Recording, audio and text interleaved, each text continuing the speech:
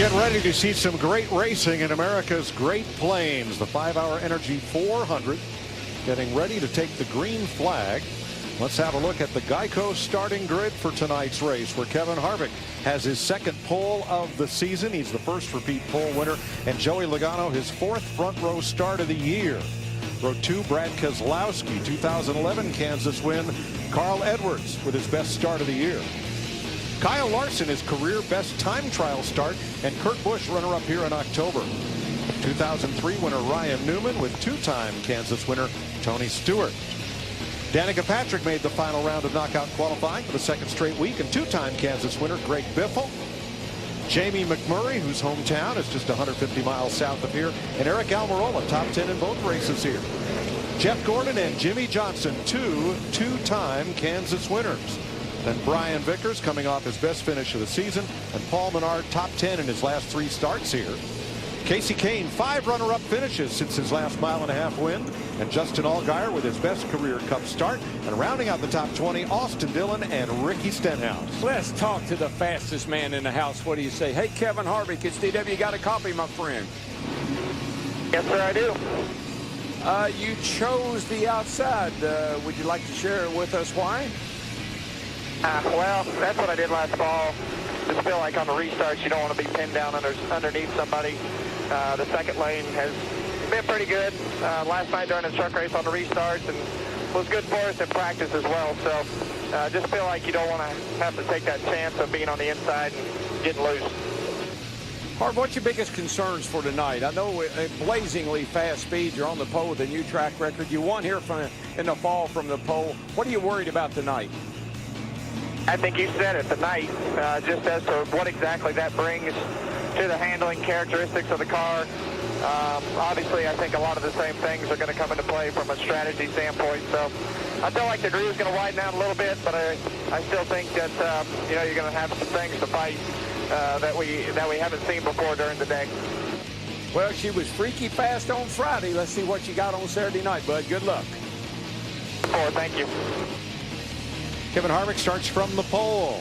Budweiser Speed Tweets is the new interactive game where fans compete for a chance to race go-karts with Kevin Harvick. Go to Budweiser.com/speedtweets for official rules and to register.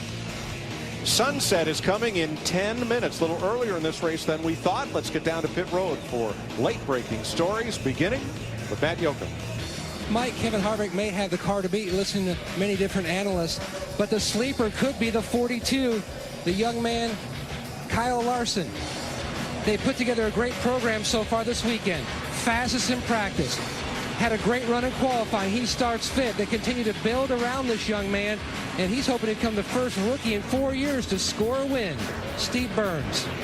Thank you, Matt. Brad Keselowski had a good qualifying effort. His crew chief, Paul Wolfe. Hey, how you doing, Brad? His crew chief, Paul Wolfe, said that they're fast by themselves, but they never could quite get Brad comfortable in traffic. So that's one concern, but they do know the track will transition as it gets dark here now, celebrating her first Mother's Day as a mom, Krista Voda.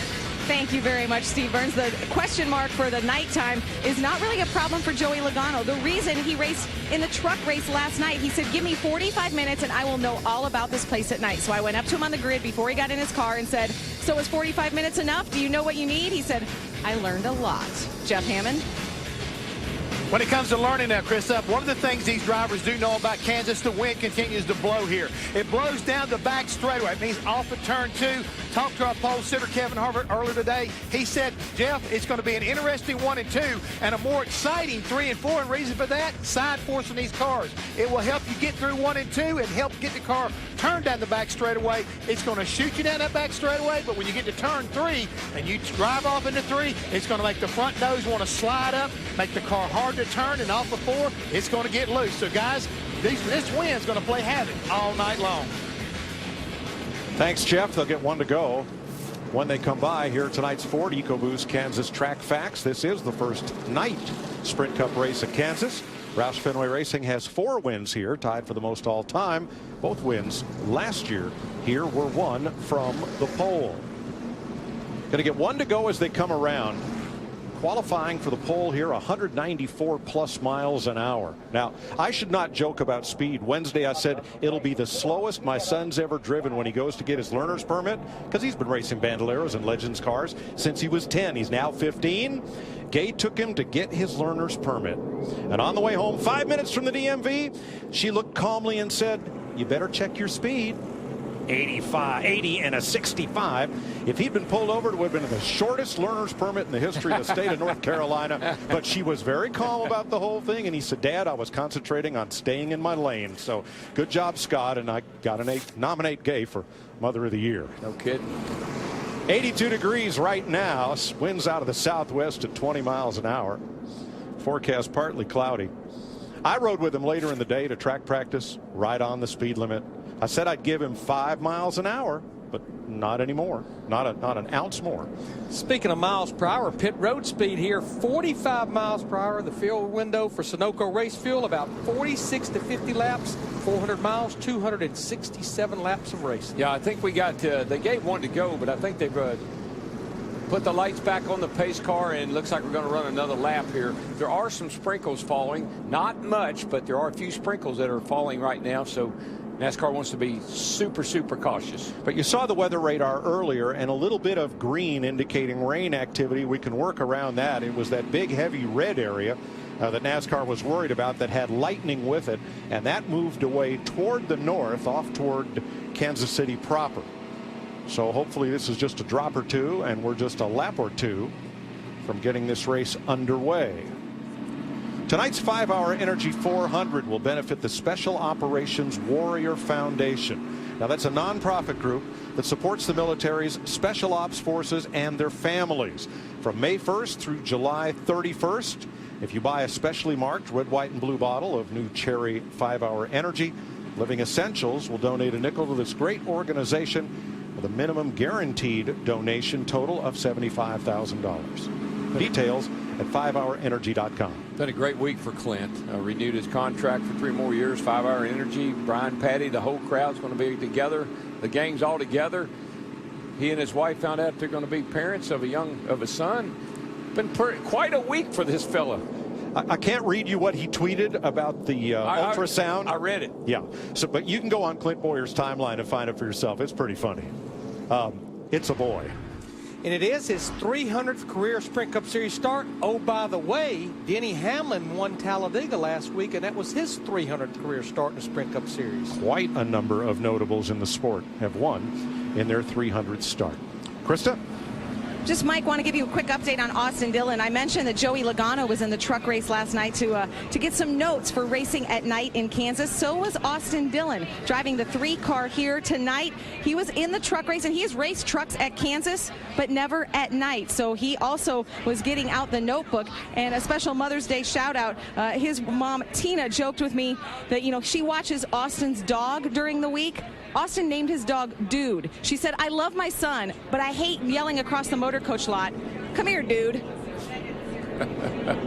That's funny. Oh, boy. Here are the drivers in tonight's race who raced last night in the SFP 250 in the Camping World Truck Series. Kyle Busch, the winner. But a lot of other drivers, in fact, all the rest of them, I think, were paying close attention. You heard Kevin Harvick talk about it. Also, even though they're running a little different tire combination than last night, a lot of crew chiefs watching that race last night as well. All right, we're going to get 1 to go this time by and get ready for a start here. Here's Steve Burns. Mike, interesting note from Jason Burdett, the car chief on the 88 of Dale Earnhardt Jr. He said today that this is an important race because under the lights tonight, under the lights next week at Charlotte Motor Speedway, and then under the lights again for a good part of the Coca-Cola 600 on a mile and a half. So this race has more significance over the next few weeks, not just this evening. Absolutely. Hey, you see Junior shaking the wheel, moving the car around. That's what we call, that's when the spotter calls down on the radio and says, okay, let's clean them up. Let's get a little heat in the tires, and let's get ready to go. The sky has lightened considerably off to the west. The bad weather has moved to the north. We're ready to race. Lights are out atop the Toyota pace car. And there you see the blue sky off over turn 2. We remind you that last year both races here were won from the pole. Matt Kenseth and Kevin Harvick. Harvick on pole tonight. Yeah, well, Kevin Harvick's been on the pole lately. Kind of looks like he might be in position to get to victory lane. Did the same thing at Darlington just a few weeks ago.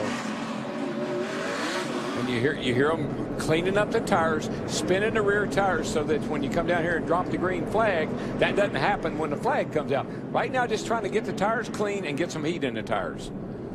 All right, weather's moved on to the north. We're severe clear and ready to go for 400 miles in the Great Plains tonight. Yeah, I think it's so cool that Jenna Boyer's down here in the flag stand. She's going to wave the flag tonight to start this race.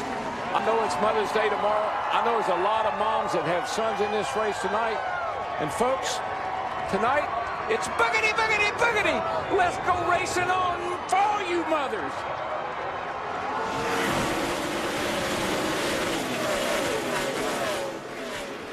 Harvick with a jump. McMurray to the bottom. Takes him 3 wide into turn 1. That resolves itself. Danica got stuck in the middle. 3 wide out at 2. Keselowski got freight trained on both sides. Boy, Keselowski was in a lot of trouble right there. Cars going around on both sides of him. He was backing up fast to turn 3. Now we'll mention that our cameramen, usually stationed on the rooftop of the main grandstand, due to that lightning threat, not yet allowed to return to their posts. So the robotic cameras around the speedway will take you through here as they go 3 wide for a ways. That was 4 wide and almost 5 wide right here at the start finish line. You can run down on the apron here on this racetrack. So when you see cars below the white line here, that's not out of bounds. But we're already starting to see some drivers work that second groove. I know Michael Waltrip and I were talking before our pre-race show. He felt strongly that they'll be up running against the wall maybe before this race is over. Yeah, that's why I'm glad we haven't had any rain lately, because those trucks last night put a distinctive black groove around this racetrack, and it's about 1.5 lanes high, so that outside is not that bad tonight. If you like your coverage low level, you're going to enjoy this. From wall level, from the onboards and below ground level, we give you these pictures. And now our cameramen are allowed back to the roof. They have been cleared to get back in position, and boy, we're glad to have them as we complete 3 laps under green. Kevin Harvick has led them all from Joey Logano, and a good gap back, a full second from Logano back to Carl Edwards in third. Kurt Busch and Kyle Larson. Yeah, I think Kevin made a good decision. Kevin Harvick can afford to start on the outside. He said he saw that pay off last night here in the truck race, and so he used that same strategy tonight and got him the lead, and he's pulling around here pretty fast right now. Now we're riding with Clint Boyer now in that 15 car. Clint was fast in both practice sessions. He just did not get a good qualifying run. Started in 23rd, and you can see now he's the biggest mover in our first 4 to 5 laps of this race. He's already up to 17. And that seems to be the way the Toyotas are. You look at the Gibbs car, they don't qualify all that well, but when the race gets going, they seem to find the front. So for whatever reason, the Toyotas don't have that blazingly fast qualifying speed, but they race really well. Austin Dillon underneath Paul Menard, and Menard has been slipping back. He has lost now 6 positions, about to go 7 as Marcus Ambrose moves to the inside, and here comes Kyle Busch and Allmendinger behind him. But for that battle, the field is pretty much single filed out here, and they cover about half the length of 1 lap. 5th place, Tony Stewart underneath Kyle Larson, and Stewart into the top 5. Well, I like what Tony Stewart and his crowd did. They really worked hard on his car all through the practice, getting it to race well. And then they bolted tires and tape, and doggone if it didn't qualify well. They only made 1 little mock practice qualifying run at the end of that final practice, and whenever he qualifies in the top 10 as he did, you know he's going to be a factor in that race. Better look out. And I don't think it hurt any that his teammate Kevin Harvick set a new track record here in the process. Probably got some good information from that team. All 4 of the Stewart-Haas cars with great qualifying efforts, and all starting inside the top 10. Danica Patrick has dropped to 12th from 9th. Yeah, but all those Stewart-Haas drivers, Danica included, say their cars are very fast and very comfortable to drive. She got shuffled on the first lap when Jamie Mack took them 3 wide. Jamie McMurray in the 1. Brad Keselowski has fallen from 3rd to 8th, while McMurray in the number 1 just ahead is up 4 spots from where he started. Yeah, Keselowski got off to a shaky start. That first opening lap, they were going around him. I don't know if something happened to his car on the start, but he didn't get going. He lost several spots, but now he's fighting his way back.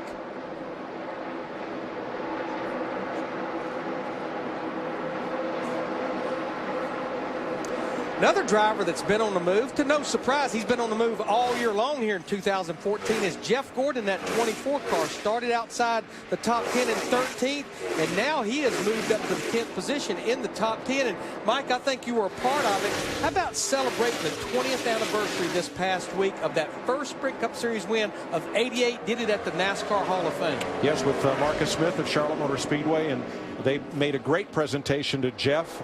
They got hold of his gloves from that victory 20 years ago from the JGI office, made a nice collage with them. And I listened carefully to Jeff's presser, and never have I heard him in such a long time as confident and committed to trying to win this championship as he is right now. Well, you remember Dale Earnhardt Sr. gave him such a hard time because he was emotional. It was his first win, and he was crying in Victory Circle when he won that race. And Earnhardt wore that poor kid out all the way to the banquet. Yep. When he toasted him with a glass of milk. These two right here, they are racing each other hard. Dale Earnhardt Jr. in that 88 car just drives by the outside of Clint Boyer in the 15. Dale Jr. takes that 16th spot away. Meanwhile, Tony Stewart's moved to 4th, passing his teammate Kurt Busch. The top 3 remain Harvick, Logano, and Edwards. You know, Larry, sometimes we talk about the 24 car, for instance, being good on the long run. We got a little battle going on here. But always talk about the car being good on the long run. And sometimes I think, well, maybe it's not the car. Maybe it's the driver that's good on the long run. Maybe he has to get comfortable and get in his rhythm. And so it kind of, the car and the driver complement each other. Well, I think that's definitely the case a lot of times when we talk about a race with Jeff Gordon in that 24 car. And look at how Gordon has caught this group and gotten very close up to the 42 of Kyle Larson. Couple of young fellas. I still think Gordon's a young fella. He's 42. To me, that's young. But 2 young fellas who cut their teeth on open wheel. Mike, that guy on the outside is young. Yes, he is. Kevin Harvick leads in Kansas.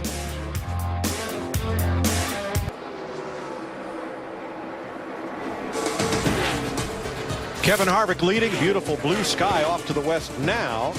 We asked you to show us how you get ready for race day. Here's a KMC social media pit stop. Oh, how about that? A chicken corsage for prom night from Sean Ireland now. Kevin Harvick, Joey Logano, Carl Edwards. No change in the front 3 as Harvick moves up to lap David Gilliland, the 37th place car. I tell you what, there was some real communication problems here between the 16 and the 43. Greg Biffle in the 16, he had a run on Amarillo in the 43. I don't know what happened there, but I don't think Kevin or that Biffle was real happy with the 43 car. Meanwhile, Jeff Gordon has moved up to 7th. Danica Patrick back up into the top 10 in 9th as Kyle Larson drops to 10th, and you ride with Jimmy Johnson 15th. See on the front end of Tony Stewart's car here, a little bit of debris in that grill opening. These guys were being pretty aggressive with tape on the nose to begin with, so could be running a little warm. Yeah, Mike and I were down on pit road, Larry, and I was shocked at how much tape some of these cars have on. Some had none, others were about half blocked off. Matt? Mike, about 4 laps ago, Chad Johnston, Stewart's crew chief, asked him to keep an eye on the gauges because of the debris on the grill. You mentioned about the practice. They were off in the first session, regrouped during the break, and then they backed off a little bit of the Kevin Harvick setup they had underneath the race car, and they hit on something. Right now, Stewart says the car is just a tick on the free side. He is 4th, 5 seconds off the lead. And let's take you back to 19th. Justin Allgaier, the 51, being hounded by fellow rookie Austin Dillon and last year's Rookie of the Year, Ricky Stenhouse. Now, these boys need to learn to play well together here because they're all young men and they're going to be around for a long time. So that 51 car has been very impressive this weekend. Yeah, I just saw Ricky Stenhouse Jr. in the 17 give Justin Allgaier in the 51 a bit of a shot at the end of the back straightaway, getting off into turn 3. That he did, and Jeff Gordon is on a tear. He's caught Kurt Busch. This will be for 6th place. Gordon started 13th.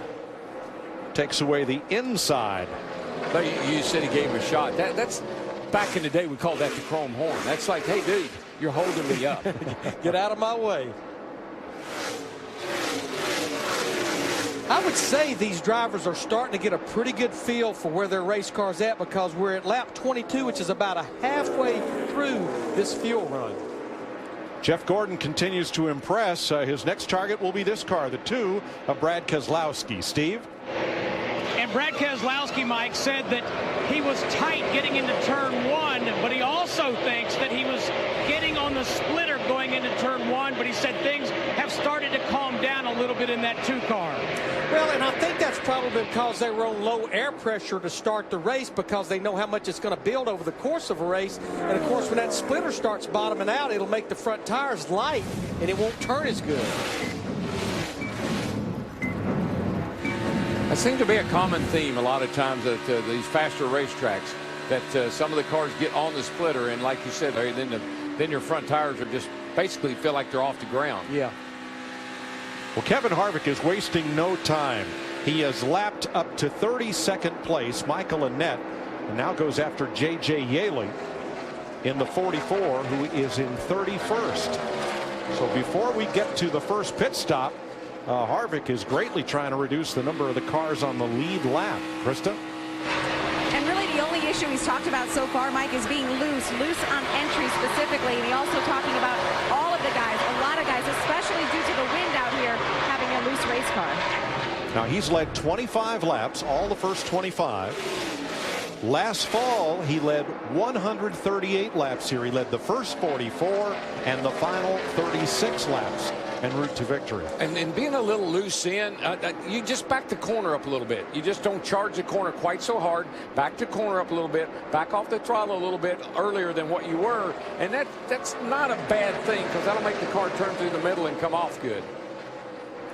Dale Earnhardt Jr. in that 88 car, he continues his march forward, but now he has his hands full of Greg Biffle in that 16 car. They're battling for the 13th spot. Yeah, Biffle started 10th, dropped back to 14th, trying to move back up, but now he's got Jimmy Johnson working him. And here's Johnson for 14th. Yeah, I definitely think, I just had mentioned a minute ago, we're halfway through the run. I think now Greg Biffle's car, his 16 car, is starting to go away just a little bit, because he's been losing a few spots here of late. And Johnson can't complete the pass entering one, and Biffle gets the drive off turn 2 to hold the spot. You see those dark clouds to the north, blue sky to the west. Clouds. Kevin Harvick, your leader. 5 Hour Energy 400 on Fox is sponsored by your next truck, Ford F-150. And by Sprint. Get a Sprint family plan for as low as $25 per month each. Visit a Sprint store today. Here's a closer look at today's race action with Sprint. Your leader is Kevin Harvick. He also has the fastest lap in the race. They qualified at 194, quickest lap 185.5. The new Sprint family plan gives up to 10 friends and family, unlimited talk, text, and a gig of data for as little as $25 each per month on the Sprint network. Sprint.com/speed has the details. Harvick just put a lap on last week's winner, Denny Hamlin, on Paul Menard. So now just 25 cars remain on the lead lap. But the thing I like about this 4 car, look where he's running. He's moved the thing up the hill quite a bit, but he can go to the bottom. He can go to the bottom and pass him. He can go to the top and pass him. All he's got to do is catch him, and he goes right by him. We've been doing races Kevin's entire career. Did you just see that graphic while ago? 588 laps and counting that he's led this year. When you think back to most of his 25 wins, that's the reason we called him the closer. The Mr. Where did he come from? He would maybe only lead a lap or two at the end, but he is dominating races this year. Well, it's just so reminiscent to me of looking back at Matt Kenseth last year. Matt Kenseth can't qualify. Heck, he went set on the pole several times. Matt Kenseth doesn't win that many races. He won the most races. And you look at the intensity of that driver. He's not batting an eye. I mean, he is on it. And it's, I mean, you think it was the end of the race, not the beginning. And all around the garage, the talk is, what would Rodney Childers do? He is Harvick's new crew chief. He's the talk of that garage area. It's no one thing, Darrell, but it's a great combination they put together there at Stewart-Haas. And boy, it's paying dividends. It really is. Great package. Jeff Gordon up to 6th. He is 10ths behind Brad Keselowski. And Danica Patrick is closing up on Jamie McMurray, who is in 8th place. Matt? Mike, last fall, before they were official teammates, Kevin Harvick spent over an hour with Danica Patrick just talking about her line, her entry and throttle points here at Kansas, and she really improved her lap times.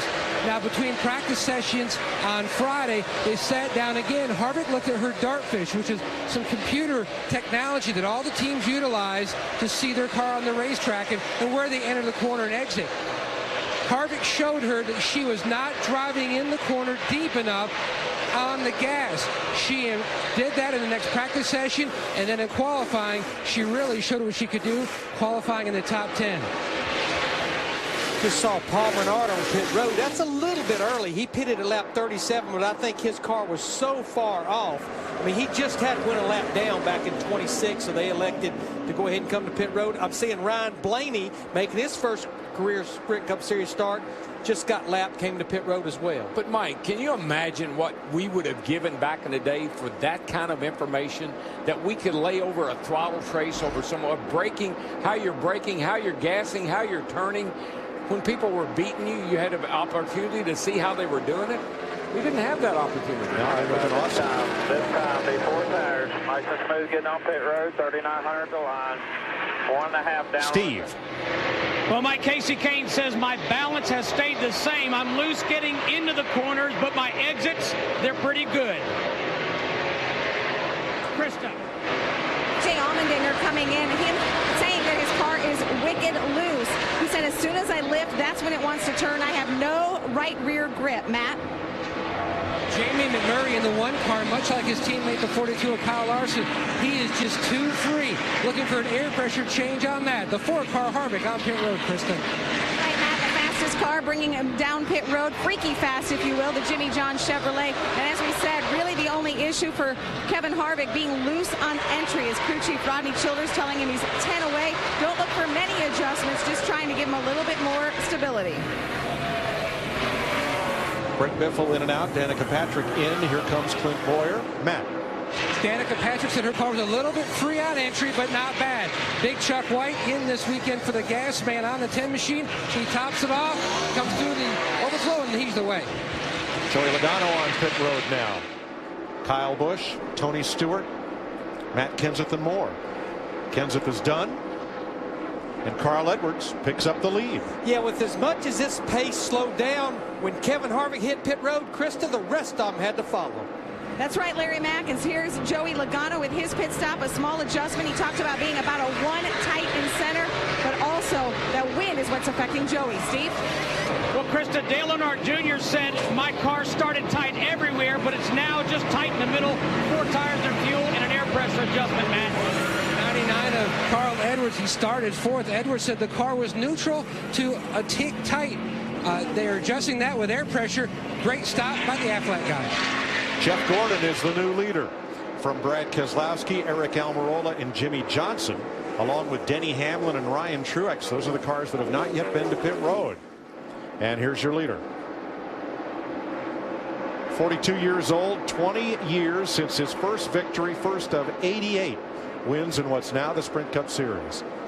And what a season he's having, leading the points. Michael Annett speeding penalty on pit road as Gordon reaches his pit box. Krista. Yep, Jeff Gordon in turn 3 and 4. He said he's pretty good, but he's having trouble getting the throttle on turn 2. Off of turn 2, the exit, that's where they're making the adjustment to give him that ability to turn off at turn 2. But really, 3 and 4 has been the problem turn for a lot of these teams. That's where Jeff Gordon's making up time.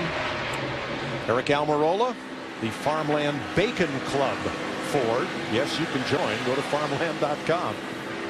Waiting for Brad Keselowski and Jimmie Johnson. And Clint Bowyer goes around.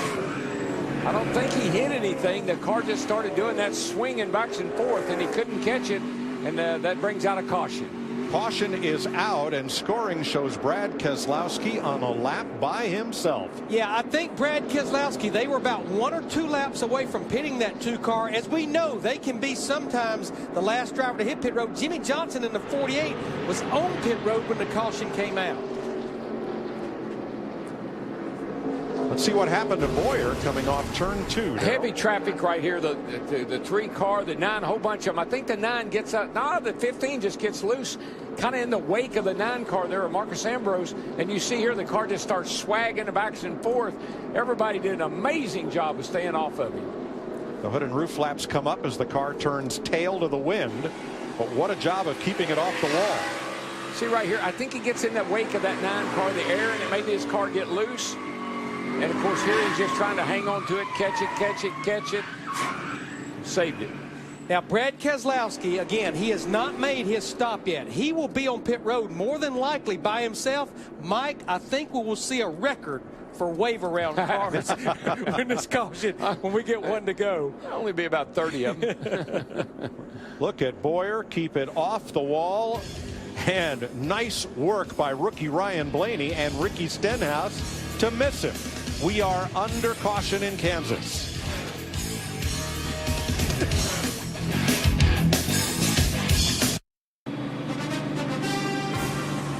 .49 laps complete, working the first caution for Clint Bowyer's spin. And Kevin Harvick, who's led almost the whole race so far because Keselowski was the only car on the lead lap. Harvick is our Aaron's lucky dog. You don't need credit. All you need is Aaron's. So he will get to come around. And Larry, I think you're right. It's the first time in history the lucky dog car will start on the front row for the restart. Yeah. My question is, Krista, why did he come back to pit road, though? Well, Larry Mack, they had planned to stay out, but then Kevin came on the radio and said, Rodney, I think we need tires. I sort of have a vibration that I didn't tell you about before. So Rodney said, okay, nothing to gain, nothing to lose. Let's come in and get those 4 fresh tires. Well, let's watch him through the Clint Bowyer spin. Well, you know what could have happened? I mean, here he is, and he's looking right at it. He could have gotten on the brakes. Let's see if we see any smoke. Might have gotten on the brakes pretty hard and flat spotted a tire, and that may be where the vibration was coming from. So Not only did he get the lucky dog, he's a lucky dog. So let's explain now. The pace car has Brad Keselowski in tow and will pick up Kevin Harvick.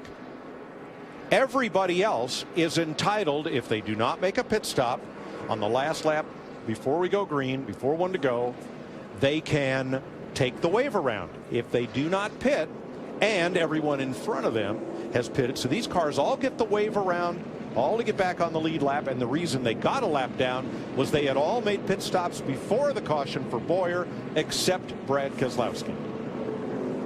Steve.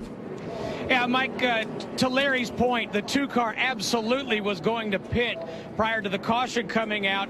When he did come down pit road, Brad said, I'm just a little bit free through the middle and then on throttle. And he says, I'm having a hard time. I'm lacking speed getting off turn 4. So they gave him 4 tires, and they did make a small chassis adjustment to help that. So with the wave around, Steve, everybody gets back pretty much the way they were running before pit stops. Joey Logano will restart 3rd, Carl Edwards 4th, Jimmie Johnson, Jeff Gordon, Tony Stewart, and others as Bowyer returns to pit road. Let's look at Clint Bowyer again, coming off turn 2 over there. Been a bit of a trouble area. Got on the outside of these cars. I'm just positive that the wake off the 9 and maybe the air off the 2 up there ahead of him got him loose coming off the corner. But once these things start zigging and zagging, the way the front ends are set on these cars with so much caster and the steering is so quick, it's almost impossible to keep from not having what happened happen. Swaying back and forth. Clint's dad, an interested observer, says, I've seen the boy do that a million times. Yeah, Chris Bowyer, he's at every track every week. But, you know, Kevin Harvick a few years ago talked about Jimmie Johnson's horseshoe. I think I know where that horseshoe is landed. The golden horseshoe? I think it has to. I mean, how many times will you make a green flag pit stop and get trapped by the caution and end up basically back in second, even after making a second pit stop during the next caution. I mean, it's a little early to be determined, decide that that's where the horseshoe is. It's a little early. Maybe they can just start polishing it, getting it ready. They may have it down there in the toolbox. Pace cars in. Keselowski and Harvick on the front row. Green flag back in the air, completing lap 52. But you know, Mike, Larry and I were kind of kidding each other in the break there. The only person... Whoa, Kenseth! Oh, my God. He went way down on the apron, and then his elevator shot straight to the top, and he almost took out the 12 of Ryan Blaney. Wow. For the lead, Harvick is there. But Larry and I were talking, the only car or only person that can beat that 4 car tonight, we think, is that 4 car. The only people that can beat them are they can beat themselves. Because that thing is... Right now, freaky fast. Brad Keselowski is giving him all he can handle. Now, those 3 drivers behind Brad Keselowski and Kevin Harvick, Austin Dillon in the 3, Marcus Ambrose in the 9, Matt Kenseth in the 20, they're trying to get back on the lead lap. Right now, they're 1 lap down. And that's why Kenseth was so urgent with that move to the front on the restart. Harvick back in command. It just seems like, Mike, that all the guys are complaining about turn 3 and the wind blowing them down the back. It's not bothering that 4 car one bit. This will be the 44th lap that Harvick has led tonight. Now watch Matt Kenseth, who's really trying to make something happen on this restart so he can get back on the lead lap. Well, you can go down below the white line here. That's not out of bounds. We see that a lot here. He's trying to get under Austin Dillon right there. And, whoa, got his nose taken off. That was going to work as long as he was on the straightaway, but he was running out of straightaway. Yes, he was. Poor Ryan Blaney in the Penske number 12, starting his first Cup race, loses his momentum and a lot of spots. Earlier, Jamie McMurray and Jeff Gordon battled for either 6th or 7th spot, and now they're going at it again for 7th after the restart. I just think about 8 or 10 laps into a run, that's where that 24 car of Jeff Gordon really comes to life. Yeah, we've just seen that so many times this year, time and time again. California, Darlington, you name it. Every time we go to a track like this, particularly bigger racetrack, that 24 has the best long run car in the field. And he addressed that, Darrell, during the press conference Wednesday for the Coke 600. And he says, I don't know if we have a long run car or I'm just a long run driver. But it seems the more laps we run, the better we get. Yeah, that was my point there a bit ago. We call the car, we always say it's the car. Well, it's probably the car and the driver. They complement each other. I didn't see a lot out of Jimmy Johnson in the 48 car in that first run, but I think they got really aggressive with adjustments. He just drove by Carl Edwards in that 99 to take the 3rd spot away. Let's go back to Johnson's teammate in 10th, Dale Earnhardt Jr. Steve? Well, Mike, there's a bit of concern in the 88 pitch. Dale Earnhardt Jr. said, I think we have a loose lug nut. I feel a vibration. He said, if it gets worse, I will pit, but I'll stay put for right now. Wow. You know, that was a big topic on our conference call earlier in the week. The pressure, the pressure to perform on the racetrack, but the pressure to perform on pit road when you're trying to change 4 tires with 5 lug nuts apiece and dump 19 gallons of Sunoco race fuel and doing it in less than 12 seconds. And just as a driver, when you say you have a vibration, how long? That's the thing. How long do I stay out here? How far do I push it before I go to pit road? Because it's not going to go away on its own. Most likely won't fix itself. It probably will only get worse. And Larry, you know this. You question yourself as a driver. Oh, trouble off turn 4. 1 car, 3 cars spinning together. Landon Castle's in it. Ryan Truex and David Reagan. Way down into the grass goes the 7 of Michael Annett. Wow. Man, that was vicious. And at lap 60, we have the 2nd caution of the night. Truex and Reagan all torn up. Not much damage to Annett. And we'll have to look and see how this one started, but a lot of damage there to David Reagan. Oh, there's a bunch of cars that are destroyed here. That car right there, the 83 car. Ryan Truex walks away. He's okay. David Reagan's car. The 7's got a lot of damage on the right side. Yeah, Darrell, he was all down in the infield grass. You could just see the car bouncing up and down. Now here's Truex. Wow, look at the going rotors on the 83 trying to get on the brakes and stay off of the 34. Yeah, David Ragan was already spinning. Ryan Truex was trying not to get there. You got it. He was standing on the brakes. Landon Castle. This is where Mike Lynette in the 7 goes all the way down through the grass. Oh boy, starts right and then hooks. Yeah. Nowhere to go.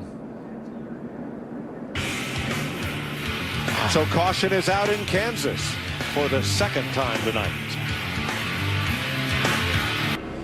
62 laps complete. It is not a full moon Saturday night, but it's a tough one for David Ragan, Ryan Truex. This is Landon Castle's car, and Michael Annett. Now let's show you David Ragan here on the right side of the screen trying to run the low groove. Yeah, he gets down. I think he got his left wheels down on the flat right there, and you can see that, and it kicks the car loose. And these cars have such quick steering in them now and so much caster in the front end. I know that's a little too technical, but once they start to get loose like that, they start that sway and you can't catch it. All right, here's what David Ragan said. Yeah, just got a little loose, and then I was out of the throttle just trying to gather back up, and what's his name just ran over me there. It wasn't his fault. I was completely out of the throttle, just trying to hold on. Well, tough break there for Truex and Annett. Now pit road is open. Joey Logano leads a group including Tony Stewart, Jamie McMurray, Eric Almirola, Dale Earnhardt Jr., Casey Kane, and more. Matt? Tony Stewart hit pit road in the 5th position. They're going to go right side tires only and top him off with fuel for track position. Steve. And fuel only for Dale Earnhardt Jr. He's already left. He said the vibration has calmed down a little bit. Fuel only on the 88. Krista. Joey Logano saying he's tight center, loose off. The adjustments they made before helping him turn a little bit on the racetrack. Kyle Larson waiting to get a full load of Sunoco race fuel. And off he goes. David Ragan spin. Collects Ryan Truex, Michael Annett, and Landon Castle. Ready for the restart at Kansas Speedway. Jeff Hammond with a weather update. Yeah, Mike, I'm on top of the Hollywood Hotel, and you can see our little weather vane right here. Kind of measures airspeed and gives us a pretty good idea how much it's decreased since the start of the race. 15 to 20 mile an hour gusts have now dropped down to about 5 miles an hour. Pretty steady going across as far as west to east. Looks pretty good so far as the weather's concerned, as well as the wind here at Kansas. What I like is all that blue sky over your shoulder, Jeff, off to the west. Hammond had a hat like that one time. 65 laps, and Harvick has led all but 10 of them. That was cold. But it was funny. He loves it. Mike, our top 6 drivers, they stayed out that time, which would include Kevin Harvick, Brad Keselowski, Jimmy Johnson, Carl Edwards, and Jeff Gordon. Green flag back in the air. And Johnson to the bottom. 3 wide, 4 wide. Here we go into the corner. Edwards tracks in line, and very quickly they just funnel down into that turn. And how about Jeff Gordon in that 24 car? There was nothing weak about that restart. No, but you know, Keselowski did a nice job of giving Jimmy Johnson the 48 some room there, but he wanted that outside, that high line, and that paid off for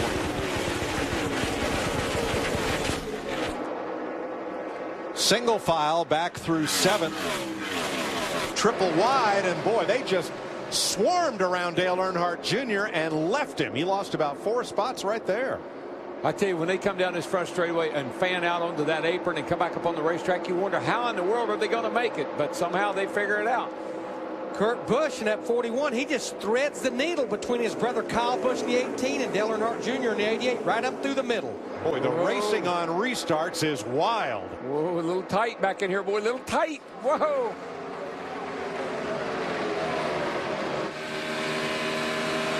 Kyle Busch went way downstairs, not wanting any part of that.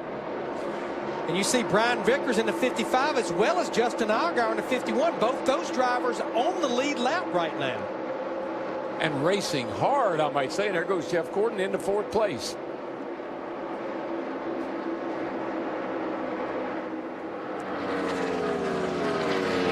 Behind him, the race for 7th, Casey, or not a race for 7th, Casey Kane there side by side with Denny Hamlin. That is for 7th.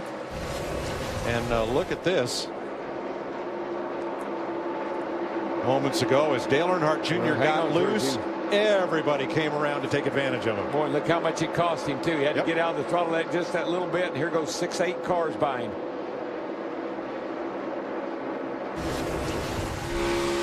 Now, the free pass car on that caution was Austin Dillon, but here is Denny Hamlin, who used to wave around to get himself back on the lead lap, and he is currently 9th. Heck, fire, he got lapped. Kevin Harvick lapped him before the caution started to fly. But it around he goes. Jamie McMurray was catching up to him, and Hamlin just spins. Yeah, he was well up off the corner when that happened. Yeah, he was. But you know what I love about this track? Look what happened back. It's all paved, no grass.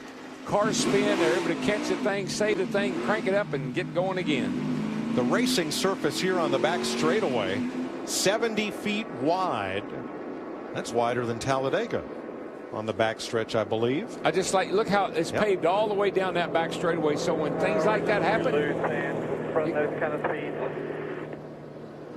Yeah, this racetrack, Darrell, the racing part of it down to the white line is 20 feet wider than Talladega, so plenty of room to work with.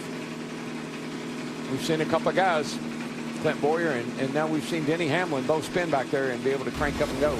Jamie Mack was right up to the bumper of Hamlin when this happened. Whoa, she's gone. Just lost rear grip. Boy, that looked like Days of Thunder right there, because McMurray's view was completely blocked by tire smoke. A lot of the guys were telling me that this tire is a little bit unpredictable at times. Like it's on the hard side, it's on the conservative side, and you'll be going, and you'll lose grip like that. And a nice save by Hamlin. Those flaps that come up on the roof and on the hood, they are designed to stall the air so that that car does not get air under it and get airborne. This is not the caution that Jimmy Johnson and that 48 team wanted to see, because, Matt, they had been out there for a long time since their last stop. Adjustments across the back. Jimmy said that he needed to float the car in the center. If he rushed it, it would bind the car up to Steve. That last time the 88 came in, it took fuel only. They've made a chassis adjustment on that car. They're also going to give Dale Earnhardt Jr. 4 tires. Krista. Kurt Busch in again. He was also in just a few laps ago, but he has been loose, bad loose the entire race, continuing to make adjustments to try to tighten him up. Paul Menard is the free pass car. You see him lower right on pit road. He'll get back on the lead lap, so we'll restart, I believe, with 22 cars on the lead lap once pit stops are completed. So Jimmy Johnson is the first off pit road. From 17th on back, lead lap drivers made pit stops. Welcome to our sales event. We hear you have great deals. Yes, but they're going fast. Toyotas are safe and reliable. RELIABLE. And loaded with technology. TECHNOLOGY. Finals are tonight. I was in a spelling bee once. Well, expeditious. Well, I didn't win it. During Toyota time, get 0% APR financing for 60 months on a 2014 Prius. Offer ends June 2nd. For more great deals, visit Toyota.com. Toyota, let's go places. Under caution at 72 laps at Kansas Speedway.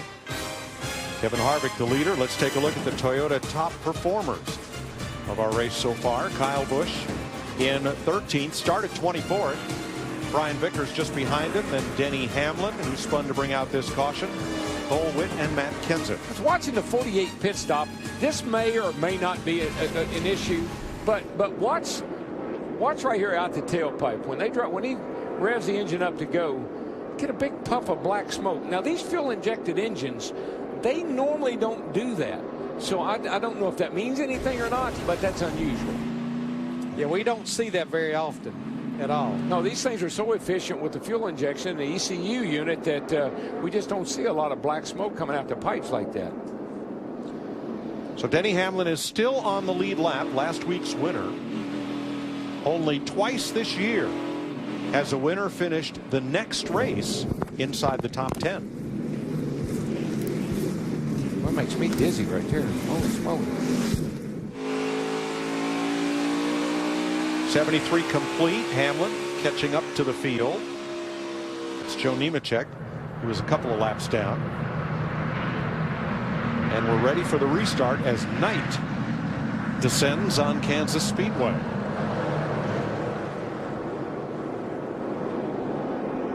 Kansas City lights. And the Toyota SUV pulls to pit road.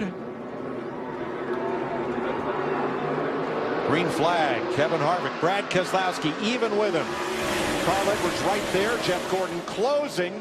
Gordon's got a good run, but he's going to track Keselowski off into the corner. Yeah, and this is an orderly 2x2 restart. That was smart. This is an orderly 2x2 restart. That was smart on Jeff Gordon's part. He could have dove down on that flat on the apron, but it probably would have put the 2 car in harm's way, and he elected not to. Now, when I look at Carl Edwards in the 99 and Jeff Gordon in the 24, they have not made a pit stop since their green flag stops. So they only have about 20 laps that they can go, and that's utilizing all these cautions we've had that they'll have to make a green flag stop. Gordon to the inside on Keselowski. I think the way these guys are racing, Larry, off their apron here on the front straightaway down into turn 1, they might get a caution here pretty quick because it's sure crazy looking going off into turn 1. 15 yellow flags in last year's race. Joey Logano in that 22 trying to take that 4th spot away from his teammate Brad Keselowski, and he'll complete the pass. Behind him, Tony Stewart picks up a spot. Stewart moving forward at the expense of Casey Kane, who drops to 7. Yeah, Kane was up there, Mike, and he was coming off turn 4, and the car snapped out from under him. He almost lost it, lost a few spots, but he did regain control. Let's go to Kane's pit and Steve. Well, Mike, the good news is he started 17th. He's up to 7th. He pitted on lap 62. They took fuel only. He says overall the car feels great. Yeah, he was also one of the first drivers to make that green flag stop, so he got the lap down, took the free pass, and they definitely are going in the right direction with this 5 car. Larry, one thing, boy, look at Dale Jr. go. One thing, Larry, I think's happening as the sun has gone down, the track's cooled off. Remember, the guys were talking about the track loosens up, and I'm seeing a lot of these cars getting snappy loose as this track goes through this transition from the afternoon to the evening. And Darrell, not only is it loosening up, it's getting faster. About every driver, they've run their fastest lap within the last 5 to 10 laps. Second place, Jeff Gordon came off that turn like he was shot out of a cannon. Boy, I'll blast past Carl Edwards. Carl just gave him that spot. He said, man, you're bad fast right now. Go ahead. See if you can do anything with that 4 car while you're at it. And Gordon is now just 3/4 of a second behind Kevin Harvick after starting this race 13th.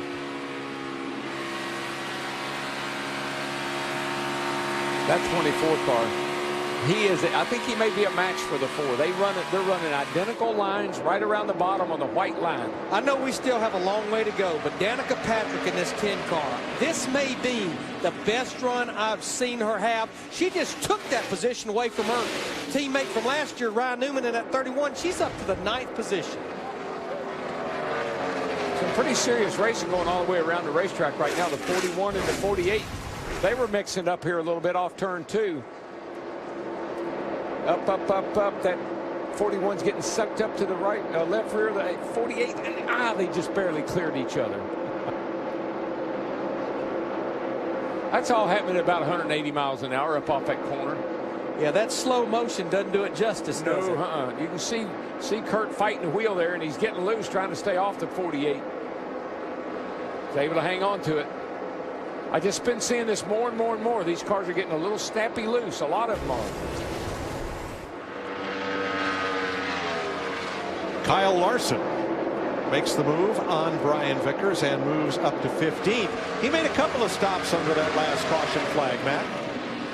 Mike, the car was free on the first run, and then it just continued to get worse and worse. So They utilized that caution. Chris Hero, his crew chief, had the guys change the camber, made an adjustment in that right front to try to help tighten this race car up. We talked about aggressive adjustments at the top of the show. That's pretty aggressive right there. That takes a little time to do. Kevin Harvick has now led 71 laps in the 5-hour Energy 400, benefiting Special Operations Warrior Foundation. 5-hour Energy 400 on Fox is sponsored by Ram Trucks, Guts, Glory, Ram. And by KFC. So many ways to KFC. How do you KFC? Kevin Harvick leading at 89 laps. Let's take a KFC social media pit stop. JEH off 4. And there's a couple happy campers getting ready for the race.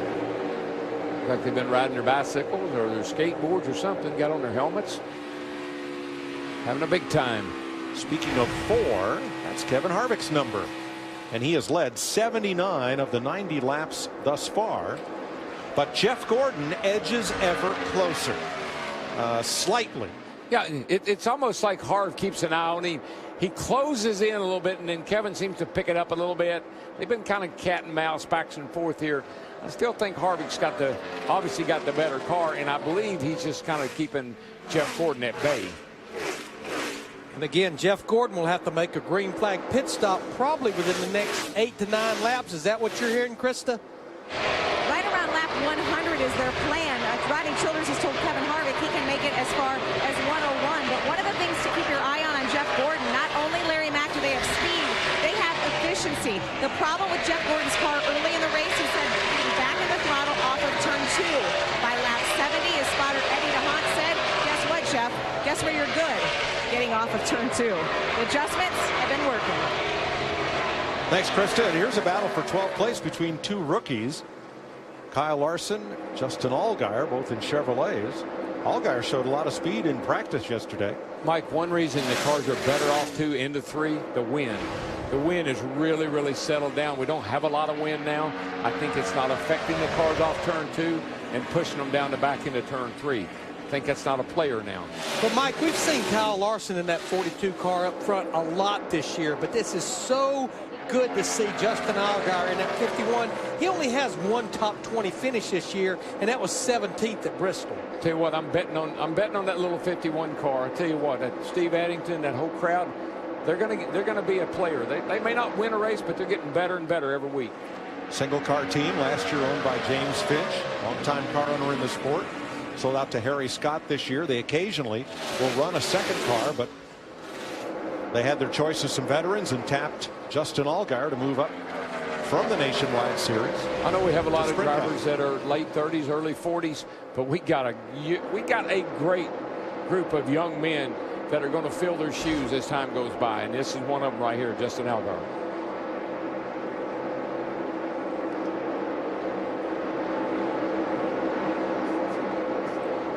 Kevin Harvick has now opened it up on Jeff Gordon. Last time we checked, it was 0.7 of a second. Now the lead stands at 1.2. We had several drivers that decided to come to pit road on that last caution at lap 70. They pitted at lap 72. One of them was Jimmy Johnson in this 48 car. He was running in the top 5. Since he made that stop, he's really not made up a lot of ground. He's still sitting back in the 17th spot, so he's only made up 2 or 3 positions since that restart. Dale Earnhardt Jr., Danica Patrick, 9th place. Patrick closed on Earnhardt, then backed off a bit as they close on Jamie McMurray and traffic. I think one place that Dale Earnhardt Jr.'s car is so strong, we've been talking about getting off the corner. He gets off the corner good, and that helps his straightaway speed so much. It's sort of Dale Jr.'s style. He's not known to charge the corner. He's more of a guy that kind of backs off a little early, but when he gets in the gas, he does get that good momentum up off the turn because he comes off wide open. And he runs up high to get off the corner, and that just keeps the momentum even more. And he loves to run high when the grip's there and the groove's there. He likes that groove he's in right now.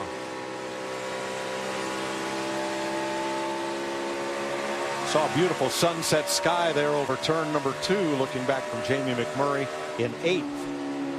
And Dale Earnhardt Jr. 9th and Danica Patrick 10th.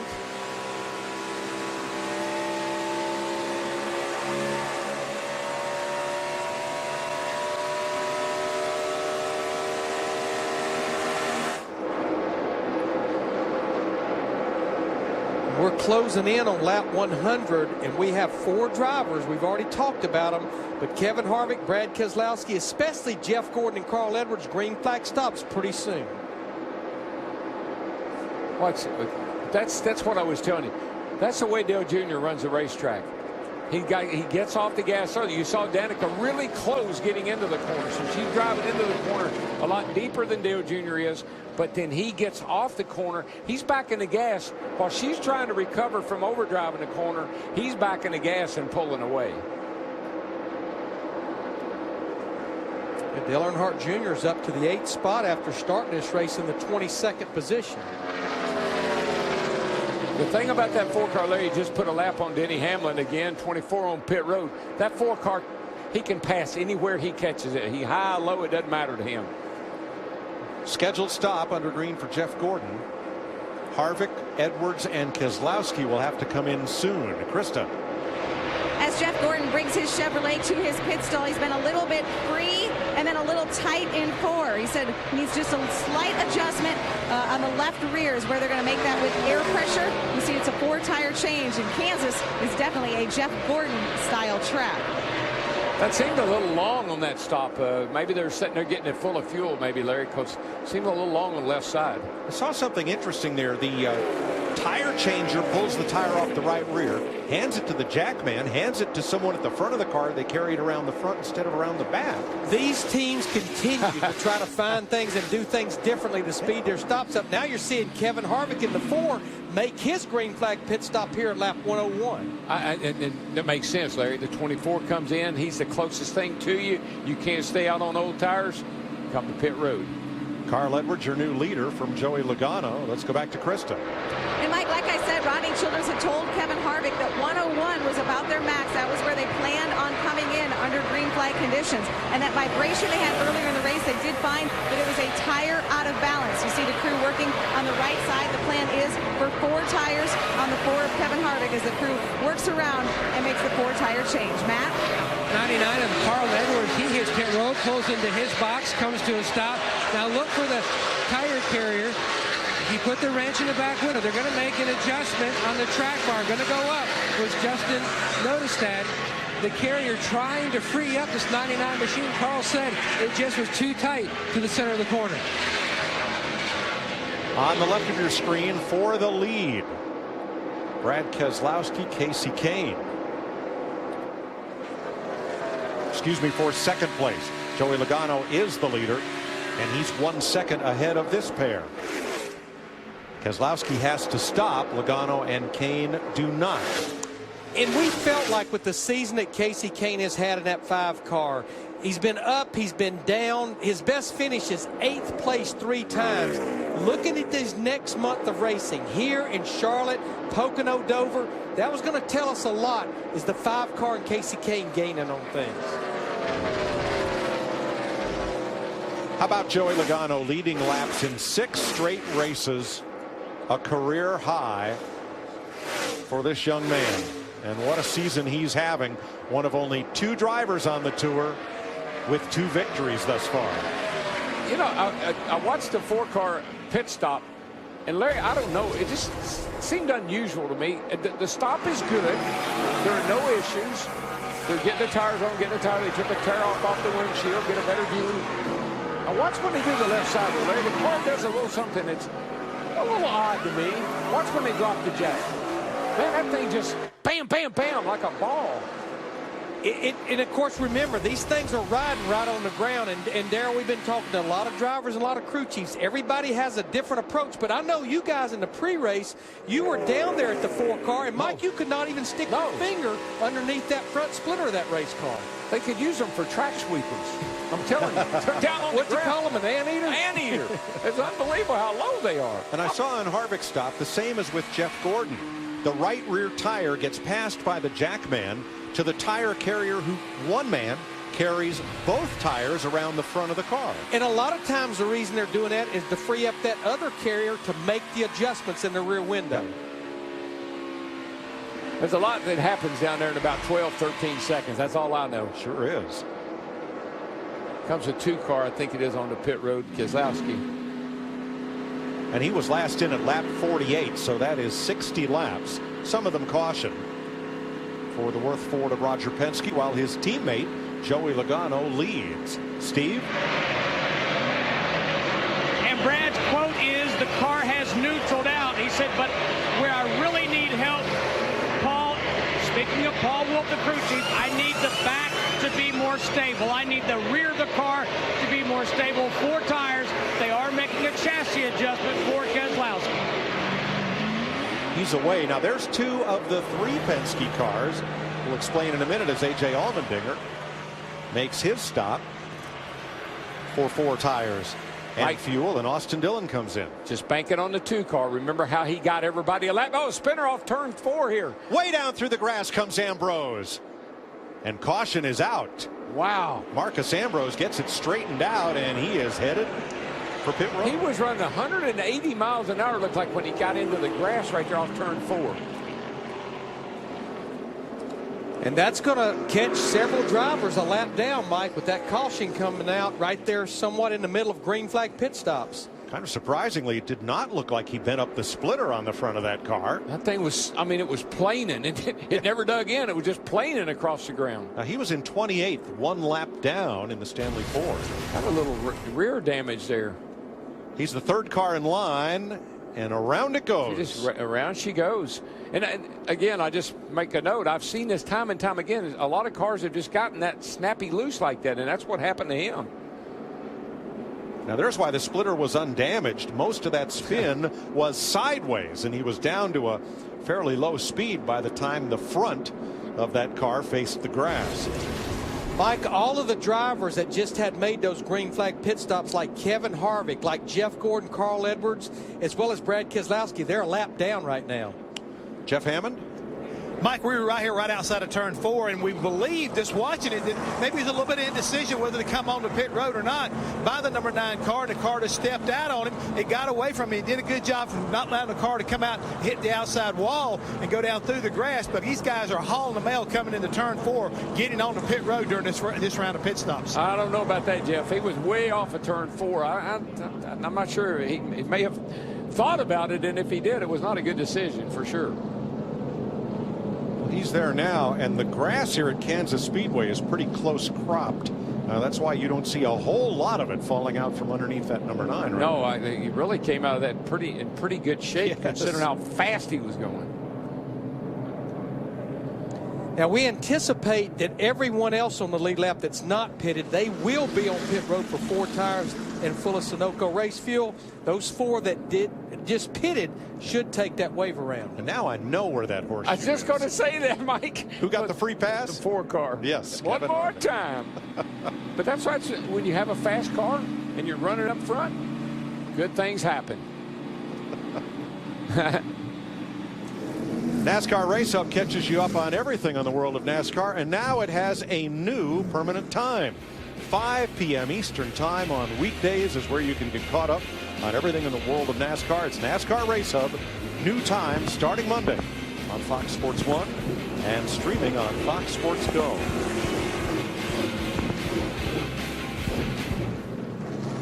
Harvick in 19th will get the free pass. So pit road is open for the lead lap cars ahead of him. Matt? Tony Stewart, a 2-time Kansas winner, telling his team, I need to work more on the center of the corner. We're too tight. That's where I'm losing my time. Making an air pressure change. They're going to go for 4 tires and a track bar adjustment, Steve, on the 14. Matt, Casey Kane said it's not bad. They discussed maybe a 2-tire change, but they're going for 4. Now, Dale Earnhardt Jr. said, my car's a little edgy in and off, but don't over-adjust. It's great on the long run. Krista. Steve, Joey Logano a little off sequence because they came in on lap 63 for fuel only. But he said he found something he liked, clean air. He was too loose in traffic, but being out front like he had been these last few laps finally tightened up the car. Well, this puts everyone on the same pit stop sequence, but Dale Earnhardt Jr. took on only 2 tires. 48 Most as of well. The other leaders got 4. 48-2.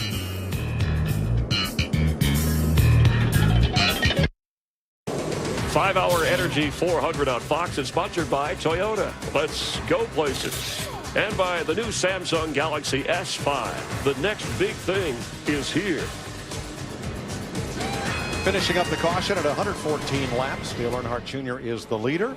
Here's a closer look at tonight's race with Sprint. He is also the biggest mover, starting 22nd and now leading this race. The Sprint family plan gives up to 10 of your friends and family unlimited talk, text, and a gig of data for as little as $25 a month each on the Sprint network. Visit a Sprint store. Start your family today. Well, Kyle Busch has said this is his worst track. It's the only track where he doesn't have a top 5 finish. And it's not all bad luck. He made a little bit of his own luck here as he gets gigged for speeding on pit road. In section 4 of the pit lane. Which was in the segment just beyond where he's actually pitting. He's pitting in pit 34. And then just beyond that is where he was busted for speeding. Now you're looking down the back straightaway from turn 3. The outside the track lights have gone out. However, along the inside of the back straightaway, there is still plenty of light coming from the lights around from the inside wall. And those lights are specially aimed so as not to create glare for the drivers. Right now, NASCAR polling the drivers over the in-car radios to see if the track is bright enough to go back to green flag racing without those lights along the outside of the backstretch. While they take that poll, we remain under caution, and we'll go down to Matt Yoakum for tonight's Subway Fresh Take. Mike, on that last pit stop, a lug hung on one of the studs, causing them to lose Danica Patrick's team.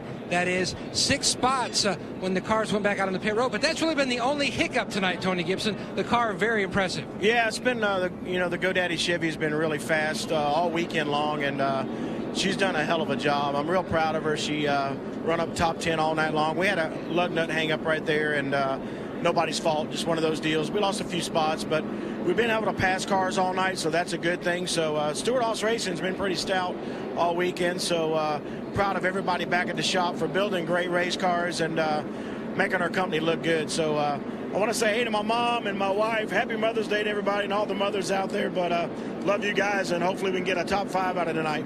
I second that. I'd like to say happy Mother's Day to my mom, too. And Mike, as a matter of fact, when they told Danica what happened, she said, no worries. We've been passing cars all night. We'll make it out. She didn't lose many spots there, Matt. She's 11 right now. There are 21 cars on the lead lap. This is what the backstretch looks with the lights on from the outside and with them out. Well, it happened just under this caution right here. But we're going to get 1 to go. Again, NASCAR polling the drivers and have learned that the backstretch is bright enough to go racing. Kyle Busch serving a speeding penalty. And we listened in on Jimmy Johnson and his team. Don't have a clutch. I have no clutch. Push me. Push me. We're going to have to push him. Go, go, go, go, go, go, go, go, go, go, go, go, go, go, go, go, go, go. Clear. Oh, boy. Darrell, in and out of the pits is where that's going to be a real problem, isn't it? It really is. I mean, you heard him say, you've got to push me. You got to. I don't know what he did. We didn't have the in-car maybe, but you got to put it in high gear and push it off using the starters. Normally, what you would do if the clutch is shot. Because Darrell, the way these transmissions are now, once you get going, like even on a restart, they don't even use the clutch anymore. No, sir. Just when you come, in and out of the pits, it can be a problem. And these clutch systems, they're actually hydraulic clutch systems, so a little hard to diagnose what might be going on there. Yep. I remember something like this happening at short tracks around America where you lose a bank of the lights at the backstretch. They'd have all the campers on the backstretch turn their headlights on to be able to complete the race, but that won't be necessary. The drivers say we're good to go. Chevrolet and its dealers are proud to support Military Appreciation Month with the best military purchase program for all who have served. Learn more at ChevySalutes.com. Mike, Benny Parsons, I ran a tire test at Talladega with the safety truck sitting on the inside of the track, shooting the lights up on the track, a lot like what we got here, so we could finish a tire test at 200 miles an hour. 4 wave arounds. Jeff Gordon and Carl Edwards and Brad Keselowski get back on the lead lap. A.J. Allmendinger also takes a wave around to get back to 1 lap down. Now this is turn 2 where the track is brightly lit from the inside and the outside. That's one of the big differences in racing in the day and the night. The track has a whole different perspective from the daytime to the nighttime. The lights change everything. The way the track looks to you as a driver when you're driving the car. Boy, that's pretty dark right there. Yes. Very.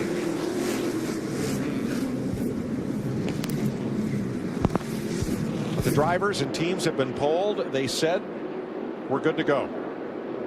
We need to send Hammond over to see what the problem is. Maybe he was there. Could be the problem. That too. Sorry, Jeff. Ready to restart and complete lap 118. That'll be 149 to go. Here in Kansas as Dale Earnhardt Jr. and his Hendrick Chevrolet teammate Casey Kane lead Joey Logano, Tony Stewart, Jimmy Johnson, and Jamie McMurray back to the green flag. Well, Dale Jr. took off, got a nice start there.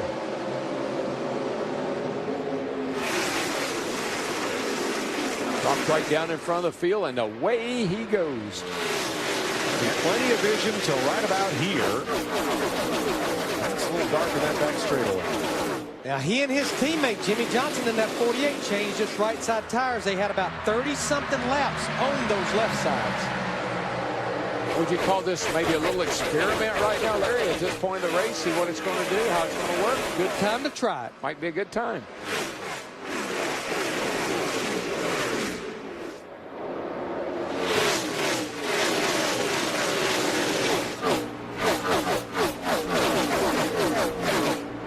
Two cars on the lead lap. Martin Truex right now, the first car 1 lap down, along with Matt Kenseth, Ricky Stenhouse, and about 5 more. See a lot more sparks when the lights are not up so bright. I just saw a car that was in front of Kevin Harvick there, a red car. Man, he was flaming going down into turn 1. Kyle Larson, Kurt Busch in the 41, Eric Almirola, and Justin Allgaier left to right. And they're fighting for 11th place.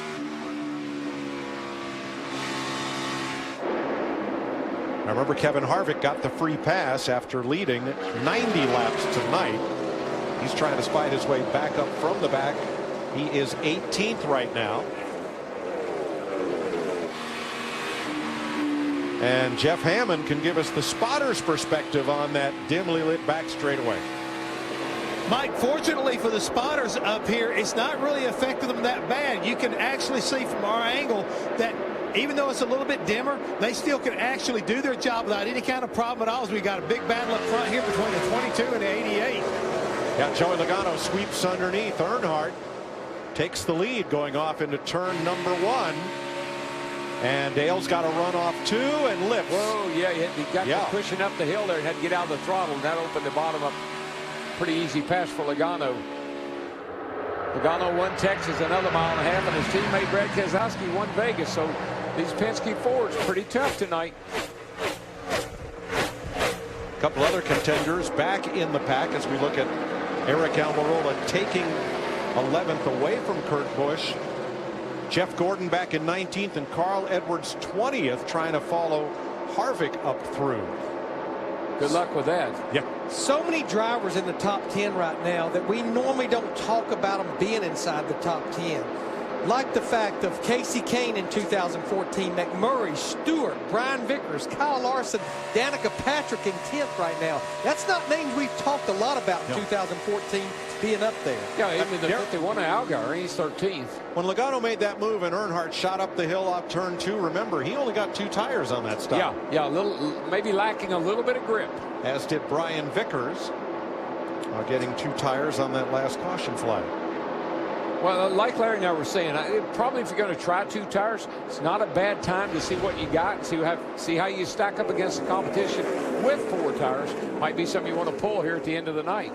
Now Casey Mears in the 13 is a lap down as Jeff Gordon goes by. These cautions and these cautions coming right in the middle of pit stops have really jumbled up the running order. Yeah, the timing has just been all wrong. I mean, even though the 4 car's gotten a couple of lucky dogs, he's mired back in traffic right now. He's making some good progress, but got his work cut out for him. I think Dale Earnhardt Jr. will have his work cut out for him for his teammate Kasey Kahne in that 5. I've been watching the scoring monitor, and Kasey Kahne is a little bit quicker than Dale Earnhardt Jr. You can see him close right there. Steve? And here's the reason, Mike. Dale Earnhardt Jr. just said, I'm going straight into turn 3. I can't get it to rotate at all. Well, you know, I said, remember when I told you the wind had died down? Well, guess what? The wind has picked back up again. I noticed the flags. There's really a tailwind going down the back, going into turn 3. It can have a big effect on these cars. Coming up, our Liberty Mutual mid-race report. NASCAR on Fox continues after these messages and a word from your Fox station. Time for the NASCAR on Fox mid-race report from Kansas Speedway, brought to you by Liberty Mutual. And Joey Logano is your leader, a two-time winner this year, and he's leading now into his 6th consecutive race, a career best. After a 35-minute weather delay to start the race, a bank of lights going out during the race, pole sitter Kevin Harvick has dominated the first half. In this, the 11th race of the year, Darrell, Harvick has already amassed the second most laps he's led for an entire season. So I imagine that's who you're keeping an eye on. It is, Chris. You know, he started on the pole. He dominated the first part of the race. He's gotten 2 lucky dogs. He's mired back in a little bit of the traffic right now, but watch that Ford car at the end of the night go into victory circle for his 3rd win of the year. DW, I like Kasey Kahne. I love the way he runs the high side. Right now, he's got his car working down on the bottom. He's been a little bit free all night long. The last 3 laps, the fastest car on the track. I love Kasey Kahne in this race, especially to close strong. Larry Mack, what are you thinking? Michael, earlier this week, Jeff Gordon celebrated the 20th anniversary of that very first win at Charlotte Motor Speedway in 1994. He appears to be the only driver that can keep Kevin Harvick in sight. I think tonight might be about win number 89.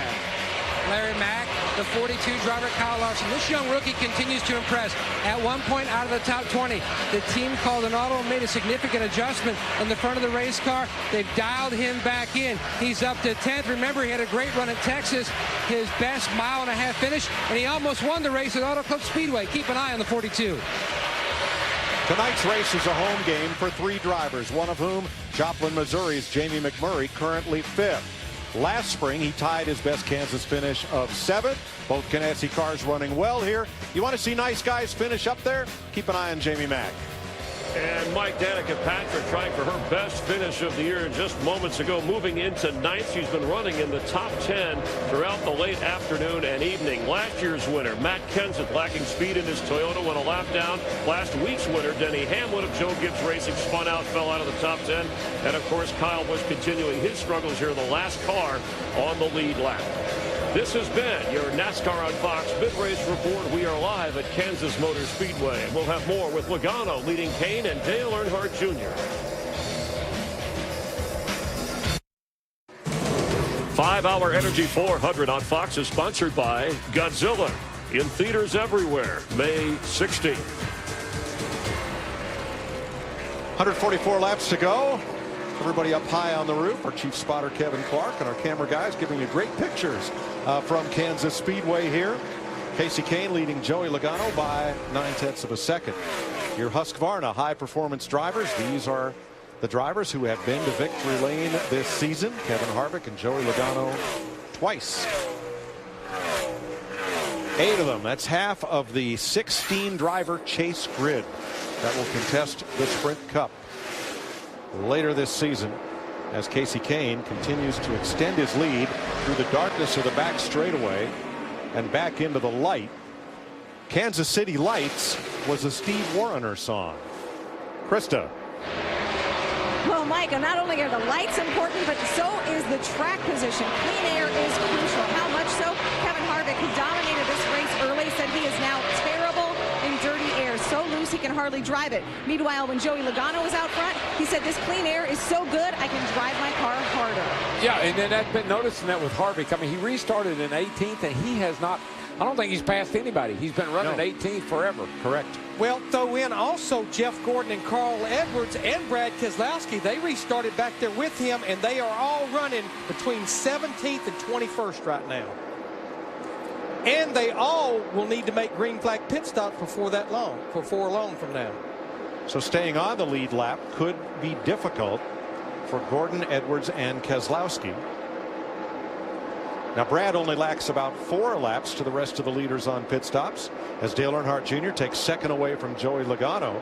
But Jeff Gordon was in 12 laps before the rest of the leaders, and Carl Edwards 9. Looks like those 2 tires are coming back around there. Yeah. Well, and add to that, Jimmy Johnson in the 48 car running 5th right now. He too went with just right side tires. They look like they might be, maybe they're a disadvantage there for a little while, but look like they're coming back around. Along with 9th place Brian Vickers. Yeah, a lot of that disadvantage could be the differential in the air pressure when you first put them on. This deep into a run, the air pressure's somewhat equaled out. Equalized, yeah.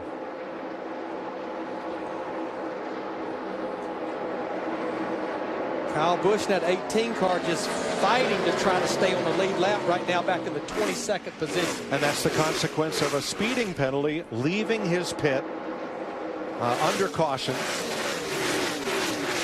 getting caught by the electronic timing system. Well, I know it's not good. And here's Danica Patrick. She just goes around a 31 car of Newman to move her into. No, I guess they were battling for position there, and that put Danica up to 7th.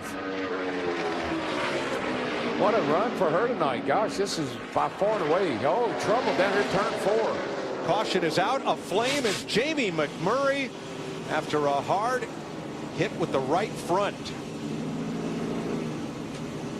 Oh. You can see Jamie unhooking. He's getting ready to, he's trying to get down here to where his pit crew is.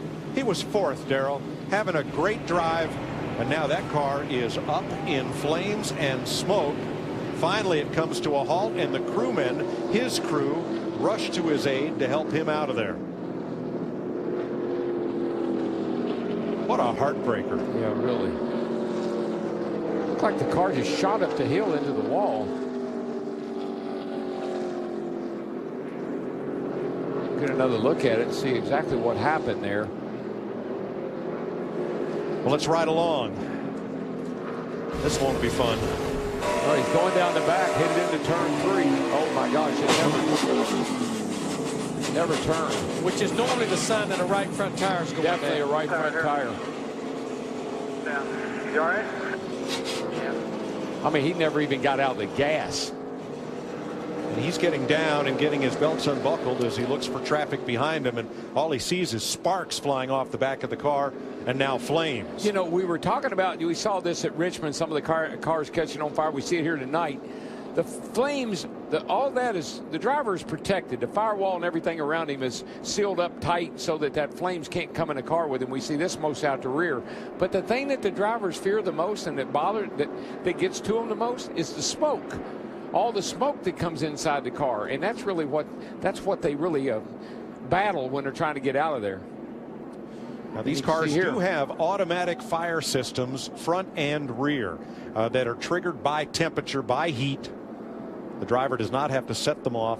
He gets everything unhooked, gets his fresh air system, his radio, his belts unhooked. He's out of there. You know, the funny thing is, we thought we got rid of the fuel pump, which these cars now have electric fuel pumps in the fuel cell. Once we got rid of that fuel pump up on the front of the engine, we wouldn't have these kind of fires. But now they're breaking oil lines. Yeah. And these are oil fires that we're seeing. You see the lights are starting to come back up. It takes them a while to come back up to full temperature. But Jamie McMurray has certainly lit the place up. Not the way to have a hometown race. Happy Mother's Day, everyone. NASCAR on Fox at Kansas Speedway with 113 laps to go. Cleaning up after Jamie McMurray's car rocketed off into the turn 3 wall and then erupted in flames. So quite a good bit of fluid drive being put down and fire extinguishing equipment dispensed. So while they are cleaning up, let's have a look at the Camping World Truck Series. Point standing update after last night's race was won by Kyle Busch. Not eligible for points. Matt Crafton finished second. And the defending champion is the point leader with 120 over Timothy Peters, Ron Hornaday Jr., Herman Quiroga, Johnny Sauter.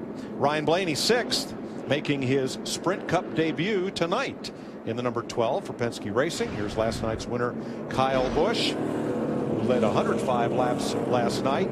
He is the free pass.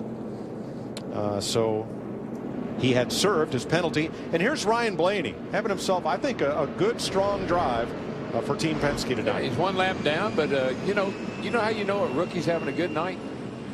We have not mentioned his name. That's a good point. And that was the goal of him and this team, was to come here, qualify for this race, and be running at the checker flag. One driver that was glad to see this caution flag was Jeff Gordon in that 24 car right there. But he's in a little bit of a box because he has not been to pit road since lap 100. We are lap 155. 55 laps. That's the reason you see Jeff running down on the apron, because the fuel pickup is in the right rear corner, and he's trying to keep the fuel from running away from that pickup. They really hope to see pit road open pretty soon. Yeah, he and Carl Edwards, Larry, who was in 3 laps later. They are most at risk at running out of fuel.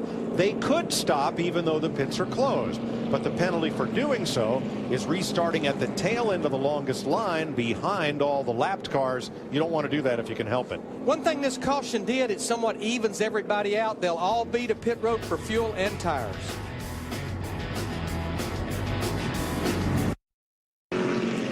Under caution in Kansas, they've opened pit road. Matt?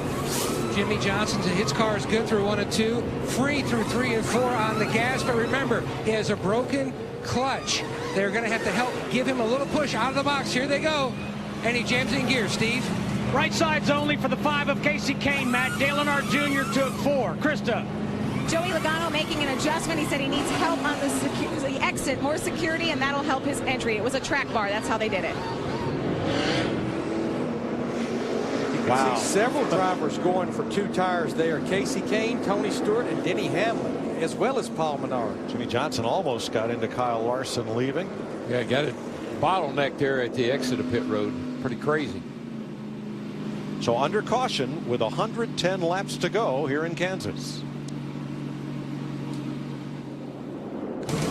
5-Hour Energy 400 on Fox is sponsored by Chevrolet. Find new roads.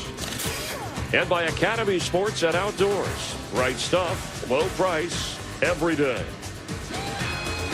We're under caution for Jamie McMurray, who hit the wall and had a scary, fiery ride, but he's been released from the care center. He's with Jeff Hammond.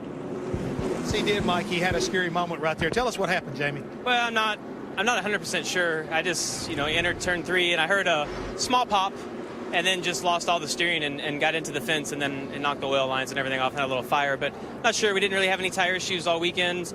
Keith had been kind of reporting to me what the tires looked like after each stop and hadn't seen any really wear issues at all. So I don't know if it's just a bad tire, if I ran over something, just lost all the air and ended up crashing. Glad you're okay. Sir, thank you. Thanks, Jeff. Tough break for one of the 3 drivers who calls this a home track. Lap down cars pitting now. It's Ryan Blaney on the left of your screen, scooting down pit road. He'll get out first in that group. Then Matt Kenseth and Martin Truex. Ricky Stenhouse Jr. in that 17 was locked in, had to back up. He goes nowhere, but he got in his pit box crooked, Larry, and he just didn't have any room to get out and had to back up. Now you saw Kyle Busch in that group. He had to pit with the lap down cars, but he gets the free pass.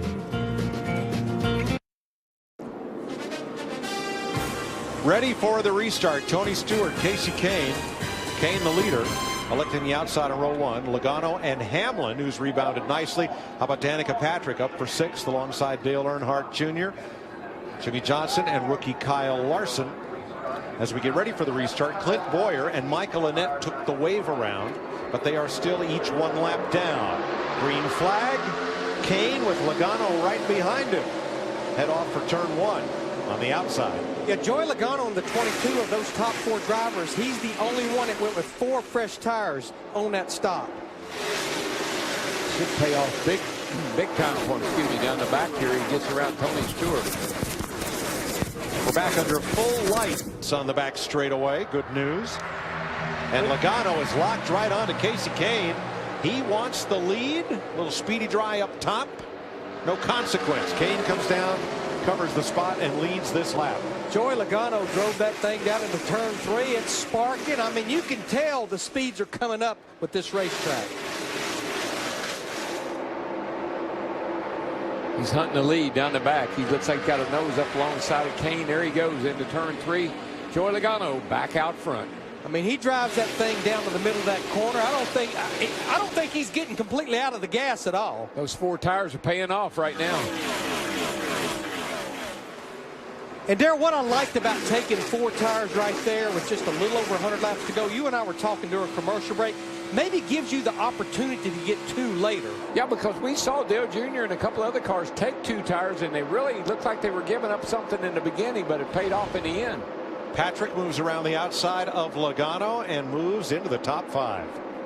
He's having a run of this is a run of the year for Danica, no question about that. So rather Hamlin 6 slips to 6th, Matt. Mike, early in the race, he spun. Nice recovery for that team. The car, though, has been on the edge all night long, almost ready to spin out through each segment of the race. Right side tires that last stop. It should help tighten up that car just a tick. But, you know, Mike, remember what we talked about? I told you about Hamlin, that he's a fighter. Yes. Well, tonight he has put up a heck of a fight to hang on to that car. He's been spun out. He's gotten lapped. And here he is, still running in the top 5. 6 now. Look at this race here as Ryan Newman in the 31 tries to hold off the 55 of Brian Vickers, the 43 of Almirola, Jeff Gordon, and Harvick. Krista? Well, Mike, Eric Almirola had a rocket in clean air to start this race, but throughout the race, he's just been getting a little bit loose. He said he's getting more and more loose on entry throughout the race, so they made an adjustment on that last stop to give him a little bit more security. Meanwhile, Kevin Harvick, a slow stop because of a lug nut. They lost a lug nut. It fell off on the front. That's the reason Kevin Harvick had a slow stop. So I looked in that toolbox, Mike. I didn't see the horseshoe. Oh, well, Harvick just moved around the outside of Jeff Gordon, and that moves the 4 up to 12th. But that was a lot of the anticipation. You heard Krista's report on Eric Almirola in that blue number 43 right there. That just maybe as we went into the night and the track gained grip, that these cars would start to get a little bit looser with for these drivers. Yeah, I've seen it a number of times, and that's certainly what has happened. But I do, we're talking about Kevin Harvick here, is right behind Eric Almirola. That car looks a lot better on this run. He's already passed a number of cars. He was hung up in 18th there before that caution, but now the car looks fast again. Now Harvick gets a bit of a run because Almirola was held up by Brian Vickers coming off turn 2. We're looking at Tony Stewart and Dale Earnhardt Jr., who right now is running 3rd and 4th. Darrell, you talked about Danica Patrick, the run of the year. This is the run of her career right here. 57 starts. On a track like this, for sure. And, I mean, she's closing up on Dale Jr. here. She'll be putting some pressure on him in the next lap or so. That is a fast race car tonight that she's driving. 100 laps to go in the 5-hour Energy 400, benefiting Special Operations Warrior Foundation. Joey Logano, your leader. How about a Saturday night NASCAR on Fox? Rank it up.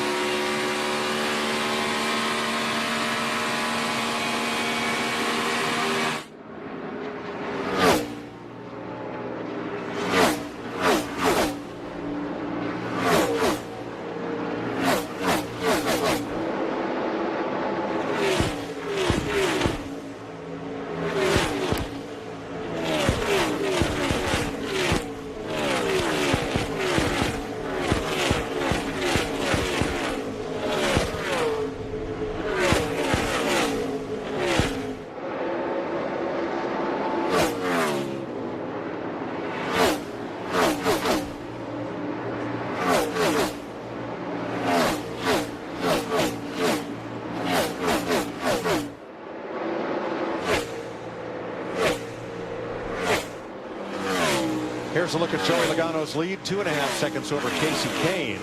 Now the two drivers who took the wave around on that caution, Clint Bowyer and Michael Annett, both just made pit stops because by not stopping under that caution flag, they could only go so far under green without running out of gas. So Bowyer unable to stay 1 lap down. He now falls to 2 down, or 3 down now after the pit stop. And here's Patrick to the inside of Dale Earnhardt Jr. for 4th. Get 2 of them at one time. Stewart for 3rd. You know, they said that Kevin Harvick sat down with Danica yesterday and really went over this racetrack like with a fine-tooth comb, helping her with her throttle trace, her brake trace. And, man, has it made a difference in the way she's run this weekend. Matt? And, Mike, on that pit stop where she hung the lug, she said, no worries, we'll get it back, and it's exactly what she's doing. But on that run, she also said that the car started to lose the balance. It was more sketchy, especially in traffic down in turns 3 and 4. They went back on their track bar adjustment. Tony Gibson said that will put us back to where we were, and she certainly is. That car on a rail right now, moving toward the front. Third place for Patrick, 4 seconds off the lead. And here's the reaction of the crew as she passed both Dale Earnhardt Jr. and Tony Stewart. Talked to her spotter, Brandon Monash, in the elevator yesterday, and he said, you know, when the car is really right, she is really good. They have a lot of confidence in her. Just a matter of giving her a car that she has the trust in and she can make go fast, and she's doing it tonight. But, Darrell, if she can close this deal out tonight with a top 5 finish, what about her confidence leaving this racetrack? Be huge going into Charlotte, another 1.5 mile racetrack, very similar to this one. I can tell you, she's going somewhere. She's running some fast laps right now. Now she is 1 second behind second place Kasey Kahne. Steve? And the update on Kasey Kahne, remember, on 2 tires, Mike, he said, I'm a little free in and I'm a little free off. And crew chief Kenny Francis reminding him, he said, well, we took just 2 tires that time. Just have some patience. I tell you, it may not be Kasey Kahne, but another driver that's on the move is his teammate, Jimmy Johnson, in this 48 car. This car has come to life. He just drove by Tony Stewart the lap before. Right now, Jimmy Johnson has his sights set on the top 5, sitting there in the 6th spot. Well, Stewart has suddenly fallen like a rock to 7th. Tony's lap times are almost a second slower than the quickest cars on track right now. You want to know where he came from? That 4 car is going somewhere. He restarted in the 12th, 13th spot. He just now passed Tony Stewart up to 7th, and that's one of the fastest cars on the track, Kevin Harvick. I think Tony Stewart's fallen victim to just changing right side tires. As Joey Logano tries to drive away with a 2.5 second lead. Caution is out for Kurt Busch's spin. The pits are open. Matt? Danica Patrickson waiting on the gas man. 2 tires for the 10, Steve. Dale Earnhardt Jr. says the front grip is better, but you took the rear out of it. Chris Devoda. The run starts neutral for Joey Logano, then gets loose. He needs stability in the rear of the car on a long run. Joey Logano scoots out first. Matt Kenseth will get the free pass. We are under caution at lap 180. It's the 6th caution flag of the night in Kansas. NASCAR on Fox is sponsored by NOS. No nonsense. Drink NOS. By Subway, the official training restaurant of Carl Edwards and athletes everywhere. And by Sprint. Get a Sprint family plan for as low as $25 per month each. Visit a Sprint store today. Going to take a bit of repair to get Kurt Busch back into this race. He really tore up a bunch of grass and looked way off in the distance. Kurt Busch will be in front of the 78. And around he goes. Yep. How many times have we seen that tonight? I mean, just all of a sudden the car just snaps out from under these guys. Just that's how edgy these cars are tonight and how close to loose and spinning out they're running them. And it appears most drivers are getting looser as we get into the night. Yes, sir.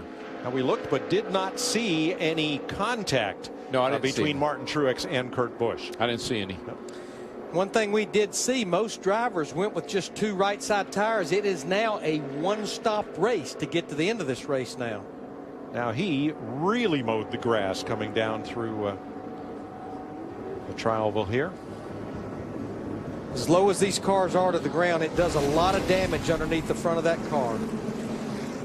6th caution flag out, 85 laps to go. NASCAR on Fox continues after these messages and a word from your Fox station.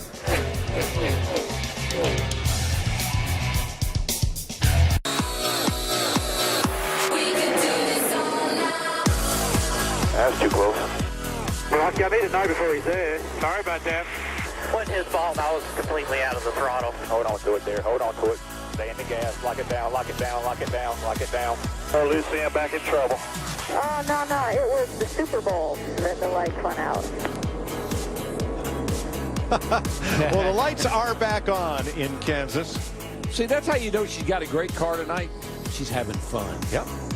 Danica Patrick, who is running in 7th behind Jimmy Johnson, Kyle Busch, Joey Logano, Casey Kane, Dale Earnhardt Jr., and Kevin Harvick.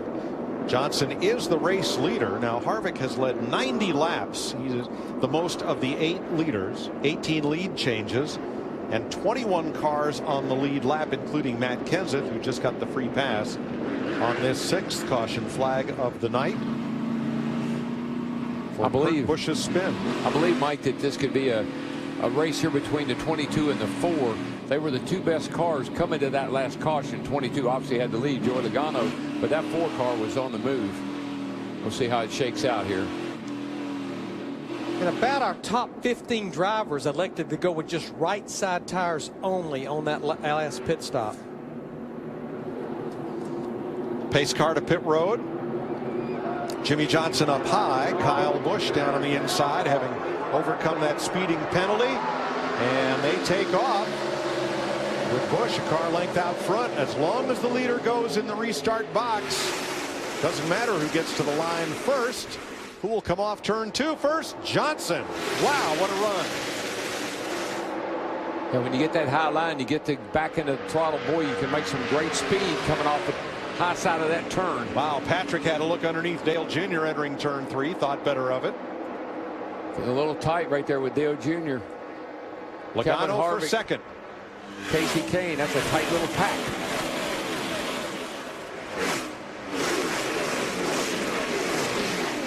Sparks fly from Joey Logano's Ford as he tries to keep it low on the racetrack. And look at that 4 car around the outside of Casey Kane in the 5.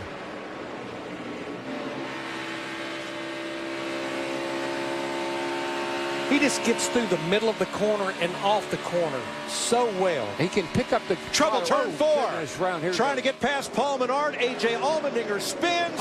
And Allgaier and Gilliland have a horrible collision right at the start-finish line. Oh, that's bad. It is David Gilliland's car that comes to a halt in flames.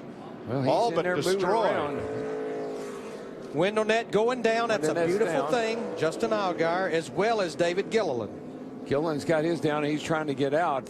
Gosh, that car was destroyed, man. That thing was, wow, what a wreck. And the window net down on the Gators car, Justin Allgaier. That is the indication to safety crews, I'm okay, when the driver drops that window net. What a hard hit. Darrell, I saw this brewing from turn 2. Paul Menard was kind of backing up in the middle of the field, and there was a log jam of cars entering turn 3. They just couldn't all get off turn 4 in one piece. Yeah, the cars are just loose enough right now. The track's freed up enough. It just doesn't take anything for one of them to step out. You see Allgaier waving there, and he's okay, thank goodness. Had such a great run going all night long, Justin Allgaier. I know Gilliland let his net down, but he's moving around, trying to climb out here, Darrell. Yeah, I guess he's. Yep, he's okay. I can't imagine he isn't stunned a little bit.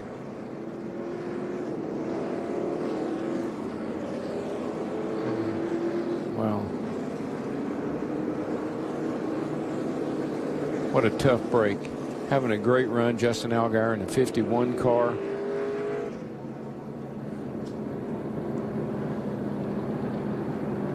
David Gilliland moving a little gingerly now. Watch Allmendinger on the bottom. Paul Menard, the 27 is the car that's backing up. Here comes Allmendinger to the inside.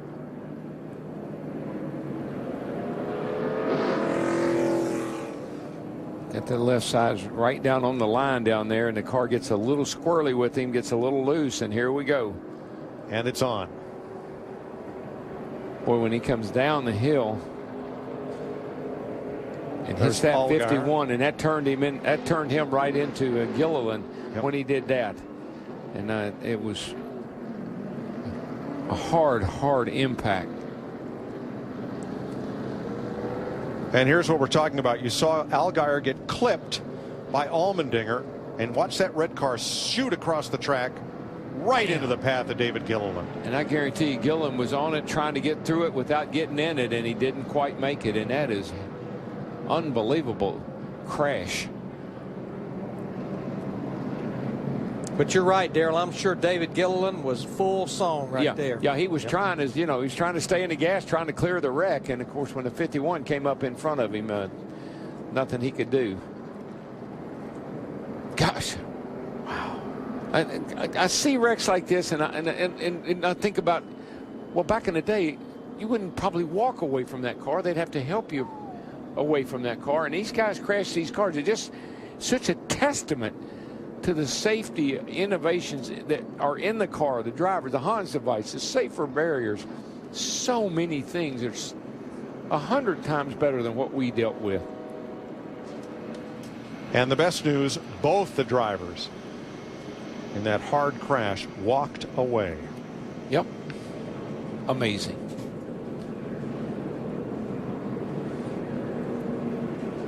There's a car in there somewhere. Poor Travel Grass taking a beating, and so is just A.J. Allmendinger's car. Pit road is still closed, but the pace car continues to bring everyone down pit road because basically the front stretch is blocked, headed out of the tri-oval area here. Not much left there. All right, Allmendinger scoots out. We're under caution for the 7th time because of this.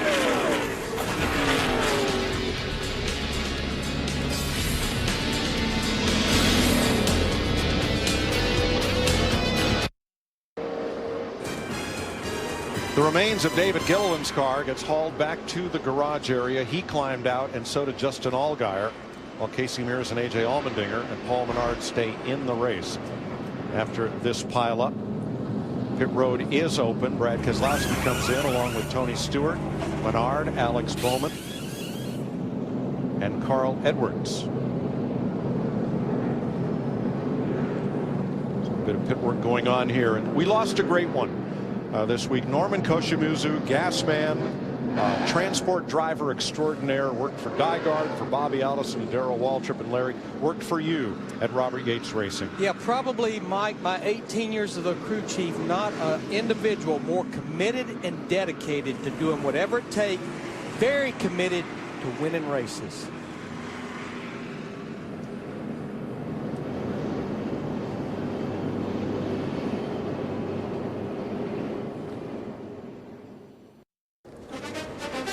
Welcome back to Kansas, finishing up the 7th caution flag, which began when A.J. Allmendinger's 47 got loose trying to pass the 27 of Paul Menard.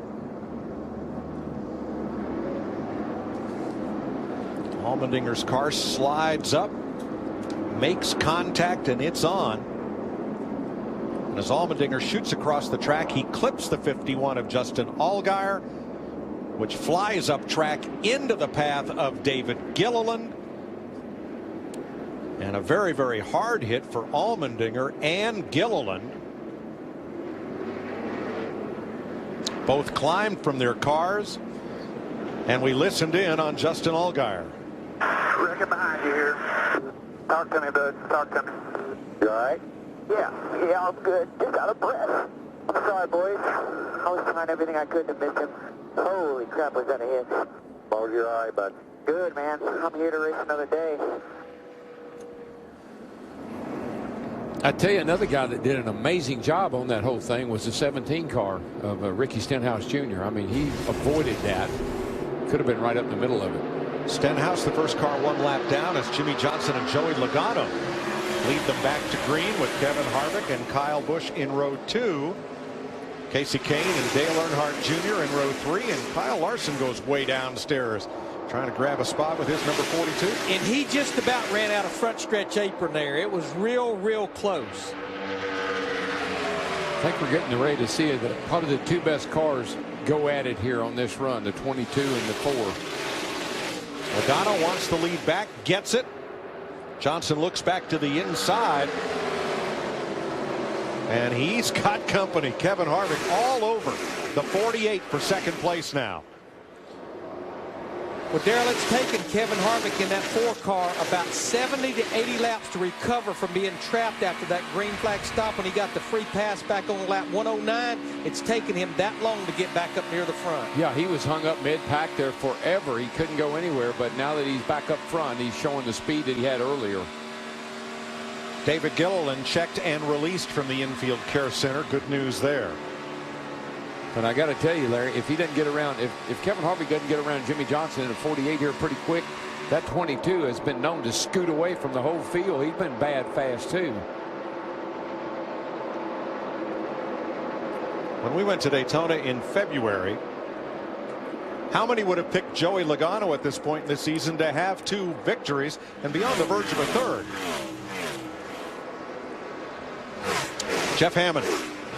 David Gilliland, are you all right? That was a hard lick. It was a hard hit. It's the hardest hit I've had in a while. So I just want to say hi to my wife. I know she's concerned at home, and looking forward to going home and spending Mother's Day with her, and saying Happy Mother's Day to my mom. And just kind of a tough hit, tough way to end our night. It was the hardest hit I've had in a long time.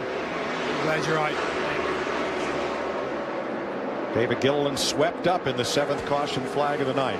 Jeff Gordon goes after teammate Kasey Kahne and takes away 6th place. He's been in the same boat as Kevin Harvick, because remember, he got trapped after making a green flag pit stop and took the wave around at that 4th caution at lap 109. It's taken him this long to get back up there as well, just like Harvick. Tell you what, I'm very impressed as well with that 48 car, Larry. He's running 2nd right now. Kevin Harvick right on his bumper, but I'm telling you what, he's hanging in there pretty tough right now. The 48 is. Justin Allgaier released from the infield care center as well. After that hit, you heard his in-car radio. Let's go back to that restart. We talked about Kyle Larson with the big bullseye on the hood of his number 42. See what happens between he and Greg Biffle on this restart. Well, Larson gets a nice run on the restart here, goes to the apron. And Biffle just doesn't give him. Wow. He doesn't give him any room. It's not a whole lot of room. Doesn't give him any room. And he's still fighting back. Biffle is there to keep him pinned down. As you see, Biffle seems to be a little ticked off at the rookie. Yep. When it's sorted out, Larson is now 11th and Biffle is 15th. With Carl Edwards and Brad Keselowski between them. For now, Edwards right there behind Larson. They're about 6 seconds off the lead.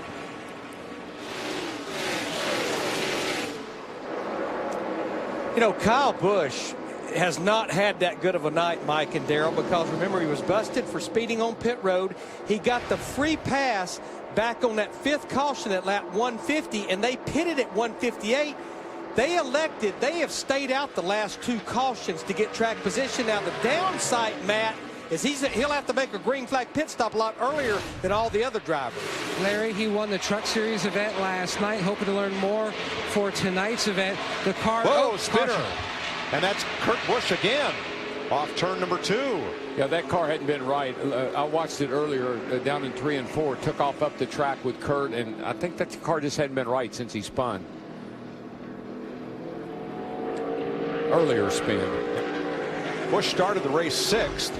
Remember, Darrell, he came down through the grass in the tri-oval, and certainly some damage had to be done to the underbody of that car. Right. The car just hadn't been the same. It's got a left rear tire down right there, as if maybe somebody got in there and cut that left rear tire down. I'm not sure who he was racing with here. Let's see.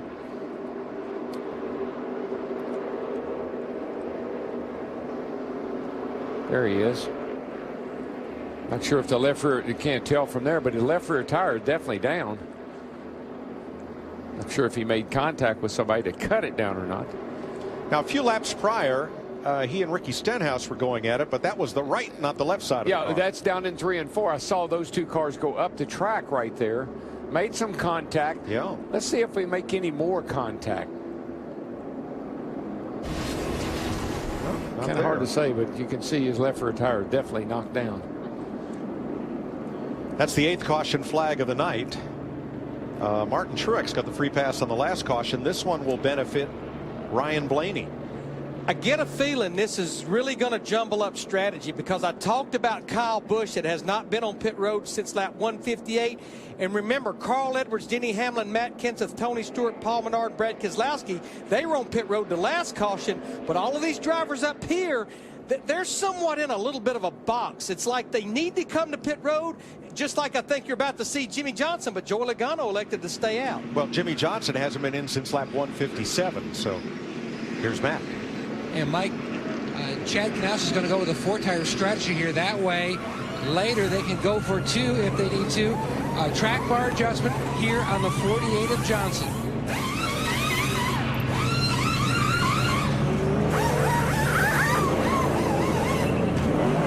Brad Keselowski gets the fender pulled. You see just a little damage behind the right rear wheel where he had a little contact with someone. That is probably the left rear off Kurt Busch's car. Now, even with making this stop here, they too will still have to make one more stop to get to the end, but it won't have to be to pit road for very long for fuel. I believe that 48's clutch miraculously has fixed itself because he ripped out the pits pretty good right there. Larry, you surprised Kyle Busch did not stop? Very surprised. All right. Kurt Busch has us under caution for the 8th time tonight. 61 laps to go. Here's a closer look at tonight's race with Sprint. Jimmie Johnson owns the most top 10 finishes at Kansas Speedway, 13. Switching out of the new Sprint family plan, up to 10 of your friends and family can get unlimited talk, text, and a gig of data for as little as $25 a month each on the Sprint network. Let's check in at the Hollywood Hotel. With Michael Waltrip, Chris Myers, and Jimmie Johnson, also the all-time laps leader here in Kansas. But let's check our Ram race summary. And Joey Logano just in front of Kevin Harvick. Michael, those are the 2-time winners so far this season. Then the Daytona 500 winner, Dale Earnhardt Jr. running 3rd. And I like the guy that's running in 5th, Chris, Jeff Gordon. He's had the same trouble that Kevin Harvick's had all night, losing his track position. Like Harvick, he's battled back to a top 5 spot. Look for Jeff Gordon to close strong tonight. Harvick, who's led the most laps in this race, 89, has fallen back as far as 21st, but has worked his way all the way up to 2nd. When he's won his 2 races this year, he has dominated. There were 4 other races when he wasn't even in the top 35. Yeah, but he's been able to overcome some serious trouble in this race, so he'll be tough at the end. And we're getting ready to go green. Ready for the restart. Joey Logano's your race leader. He finished 4th here last fall and led 33 laps. 22 cars on the lead lap. Out of turn 4, green flag. Logano with a little assist from Kyle Busch there. Trying to stay even with Harvick into turn 1.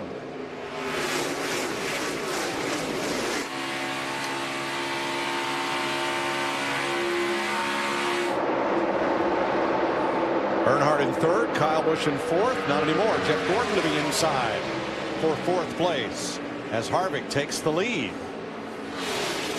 That's what Harvick's been looking for quite some time, to get that thing back out front, get that clean air. And of course, Joey Logano was able to drive off and leave everybody. We'll see what Harvick can do now that he's back out front. Danica Patrick did not get a good restart, dropping to 11th at turn 3.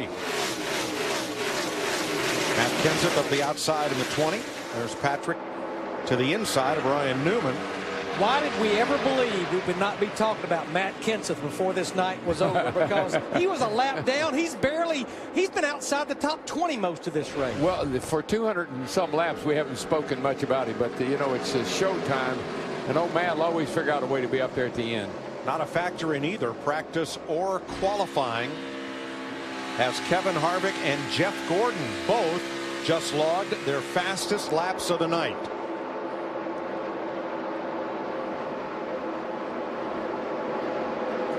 Kyle Larson in that 42 right now. He's running in the 12th position, and there you see Greg Biffle in the 16 just behind him in 13th. Biff had a little right side damage there. He got into the wall going off into turn 1, but it wasn't very severe, and it hadn't affected the car much at all. That was early on. That was several laps ago.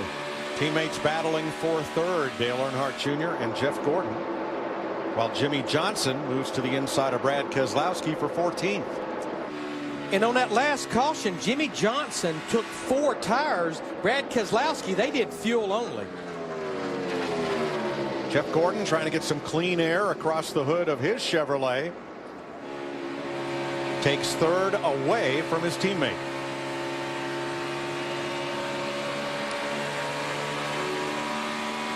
Got 3 Hendrick Got the Hendrick Chevrolets running 3rd, 4th, and 5th right now, with Johnson 14th with 4 new tires. So they're looking pretty good tonight for Rick Hendrick's little racing operation.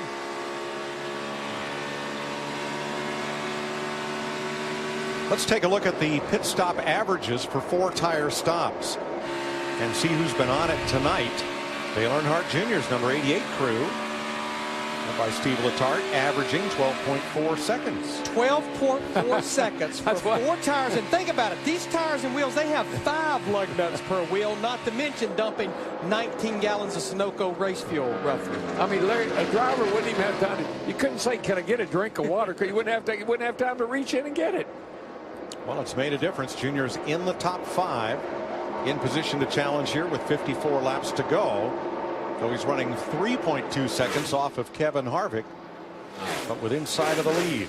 But we've seen where having a good race car is important, but track position as well. We saw that with Kevin Harvick earlier in the race when he got back in traffic and couldn't go anywhere. 4 Chevys in the top 5. There's the difference. Joey Logano's Ford in 2nd. But in the next 5, 2 Toyotas, Kyle Busch and his teammate Matt Kenseth. The Fords of Carl Edwards and Eric Almirola, and the Chevy of Danica Patrick rounds out your top 10. 22 lead lap cars with 53 to go. I know these guys are always talking about, you know, clean air and all that stuff, and I always think, God, how can that be so? It can't be that make that much difference. I wish you'd look at Kevin Harvick. There he goes, and there's Joey Logano at the line now. I mean, what a huge difference getting out front makes. But when Harvick was stuck in the back as the caution flag flew during a round of pit stops, he came out in 18th place and could not advance. Never moved. How can that be the same car that was stuck in 18th that's out in front flying away now? I'm telling you. We've been talking about the importance of track position, and I have really been trying to figure out what Kyle Busch and Dave Rogers with that 18 car, because they continue to stay out. He has not been on pit road since lap 158. That's about 57 laps ago. Now, there were 20 cautions in there, but I think what he's going to do, I think they're going to get to the point where they feel like they can make a green flag pit stop, make it to the end without stopping again, knowing that everyone else will have to. The danger of that, they'll need to make that stop and hope we don't get a caution before everyone else comes to pit road. That has to be the strategy they're on right now.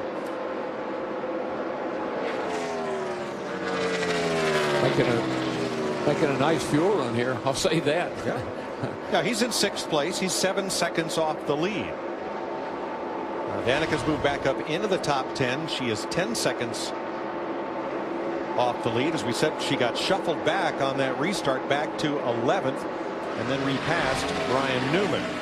She's about 7 tenths behind Eric Almirola. Ryan Blaney having a great night for Team Penske. He got the lucky dog, and he's in 22nd.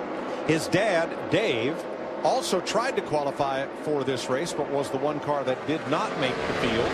Trying to become the first father-son to compete in a NASCAR event since 2005, I believe. Bobby Hamilton Sr. and Jr. at Atlanta. And Ryan is scheduled to run one more Sprint Cup Series race, the fall race at Talladega, because that's a weekend that they'll have off again. This is what I like, though. Golden opportunity. Capitalize on it. Go out here, run all the laps, get the best possible finish you can. Don't make any mistakes, and capitalize on this opportunity. I think capitalizing is what Jeff Gordon in that 24 car is about to do when he caught Joey Logano in that 22. Did you see the pointer going into turn 1? 205 miles per hour. That's Kyle Busch, moving, baby. Matt, how long can he stay out there? The guys are up on the wall. They're in their window now. That's what Dave Rogers was holding off. As soon as they reach that number, they're going to call him to pit road. The guys are up on the wall. Remember, the car was wicked loose earlier. He said it was wrecking loose. He could barely hold on to it. Pulls into the box. Nicely going to make a chassis adjustment on this. At one point, Dave Rogers told Kyle, it's almost like a sailboat. Clean air is everything. That's why they were trying to stay up front for track position. They are packing him full of fuel. He is away. I'm not so sure, Matt, that an audible wasn't called there. I think they maybe wanted 4 tires. They were having trouble on the right side, and they called it off and just went with the 2 right sides. Well, he was 6th, Larry, when he came to pit road, and now he's gone 1 lap down and distance to race leader Kevin Harvick. Yeah, this is hold your breath time for him. because he cannot stand to have anything happen right now. A caution flag ruins his night. Good news for Kyle Busch is right now he was the first car 1 lap down. Ricky Stenhouse is now. Kevin Harvick is your leader.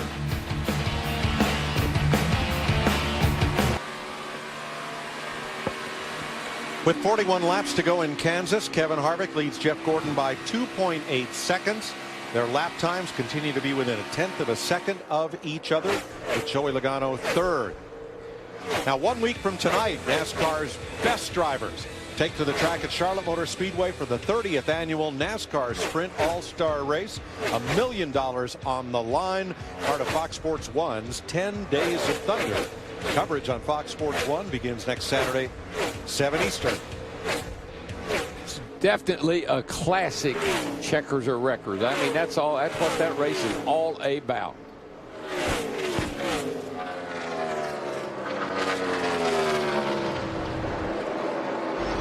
The driver who has led the most laps has gone to victory lane. The last 3 races, Kevin Harvick has now led 111 of the 267 lap distance, 39 to go. Nobody's going to catch him, at least in the leading laps category.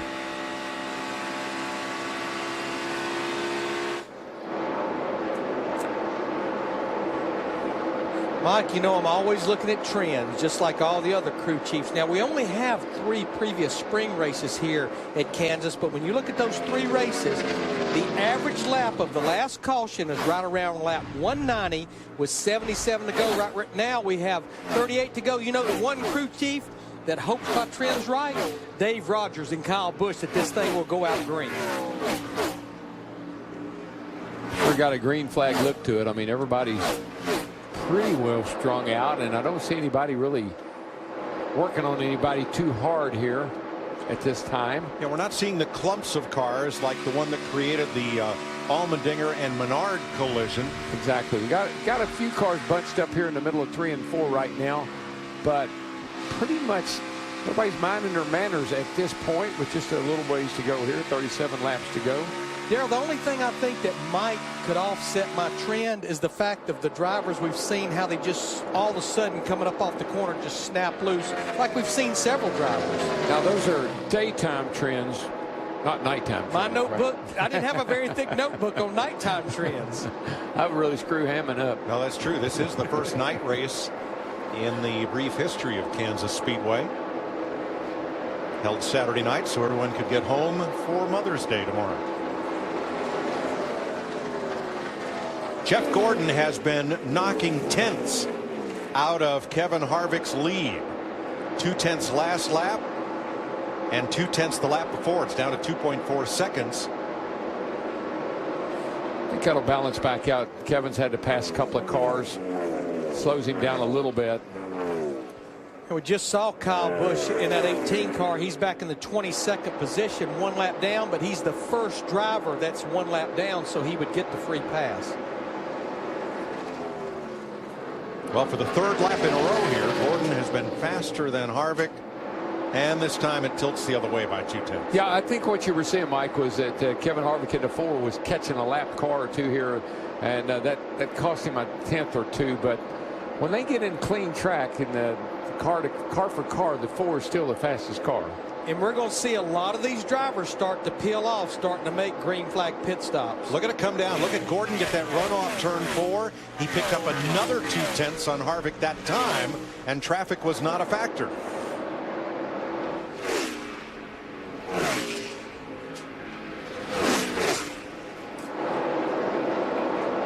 Kasey Kahne on pit road. Steve? And Mike, they're going to put 4 tires on that 5 car this time. Kenny Francis saying that'll free it up the way you want it. A small chassis adjustment on that 5. And again, they've taken 2 tires the previous 2 stops.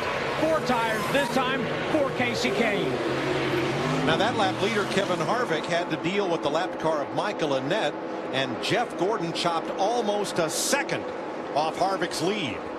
Oh, he can look out there. He can see that 4 car now. Greg Biffle in the pit lane from 15th place. Dale Earnhardt Jr. goes after Joey Logano for third, as Logano is going to head for pit road.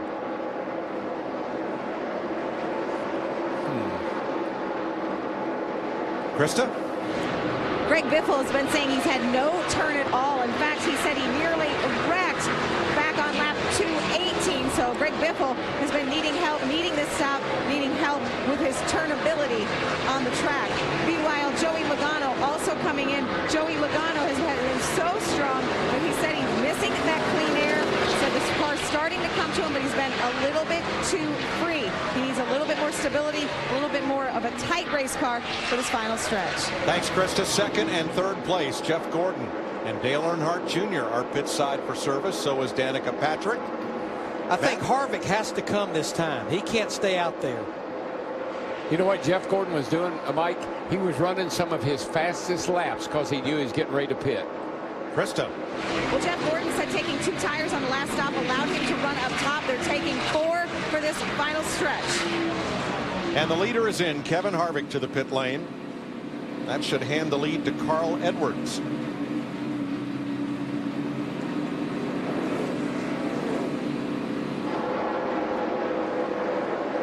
Edwards from Matt Kenseth and Eric Almirola. Out on track, Krista. Wow, they are so close on fuel. Their plan was to come in around lap 236. That was as far as Rodney Childers thought they could stretch it. But Kevin Harvick was able to make it in. He said, if we go with 2, I need a little bit more free. But they were going with 4 again for the final stretch. Track bar adjustment to tighten him up. Hey, Ryan Newman also finishing up service. Eric Almirola in the 43 car on pit road. Now, Carl Edwards, he actually pitted the caution after most of these drivers that made this pit stop, so he can probably go another 6 to 8 laps, as well as Matt Kenseth, Denny Hamlin, Tony Stewart, Paul Menard, and Brad Keselowski. They didn't think the 4 car had a stellar stop, and he didn't, because as they come back out on the track, the 24 just went by Kevin Harvick going down the back straightaway. Krista. Well, Mike, so far all of our leaders have been taking 4 tires. That is not the call for the 43 of Eric Almirola, despite taking 2 on. Also in and out of pit lane, and this would be the last scheduled stop with 27 laps to go.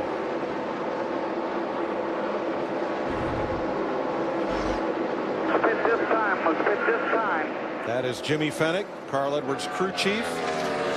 He is the only one of the drivers who calls Kansas his home track on the Sprint Cup Series, who's not had difficulty tonight. Jamie McMurray, a fiery crash, and Clint Boyer, a spin and multiple difficulties have left him 2 laps down. There's Boyer.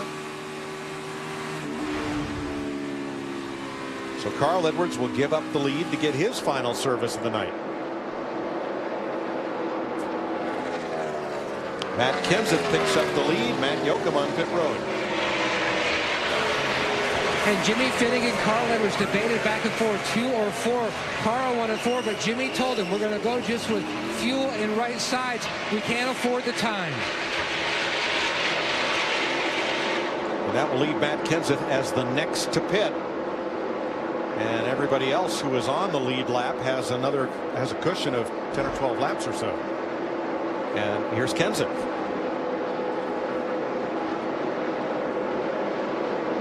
Matt.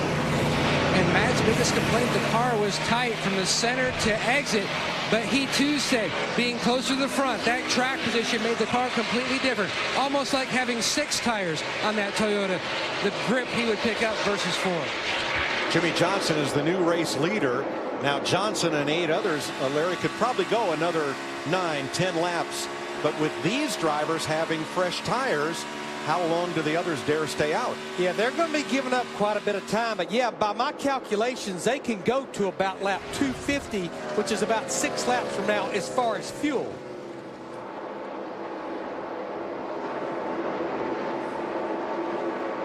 Kyle Larson in that 42 car, his last trip to pit road, he actually changed just 2 right side tires. That was the last caution when he pitted at lap 204.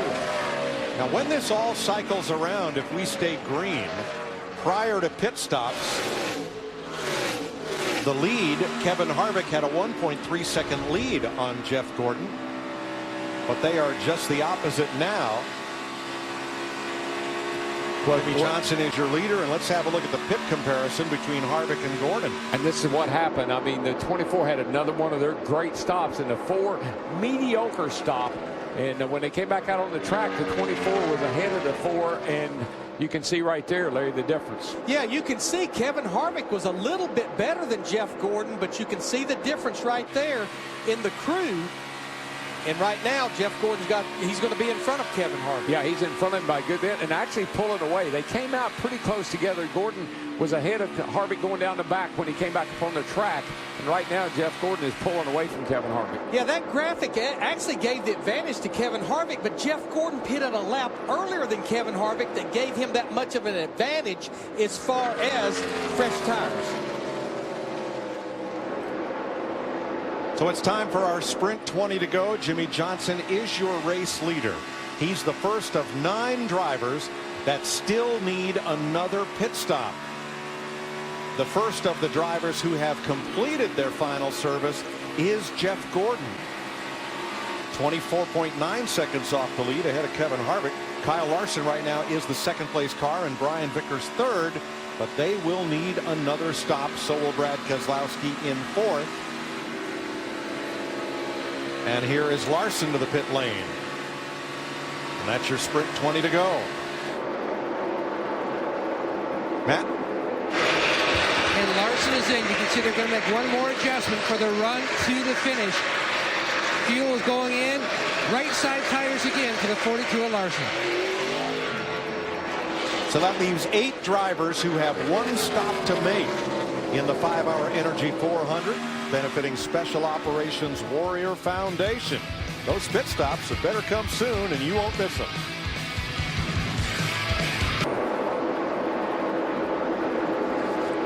Jimmy Johnson continues to lead. Lap 204 is when he was last on pit road. Paul Menard on pit road. And Joey Logano trying to get back on the lead lap. He's got fresh tires. So does Dale Earnhardt Jr.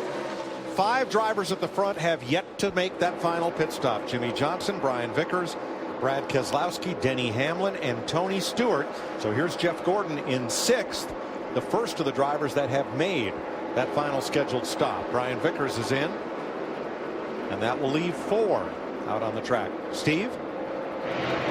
And Mike, Brian Vickers has been battling tight in the center all night long. He said he just doesn't quite have the power on the straightaway, but again, tight in the center is what they've been trying to work on.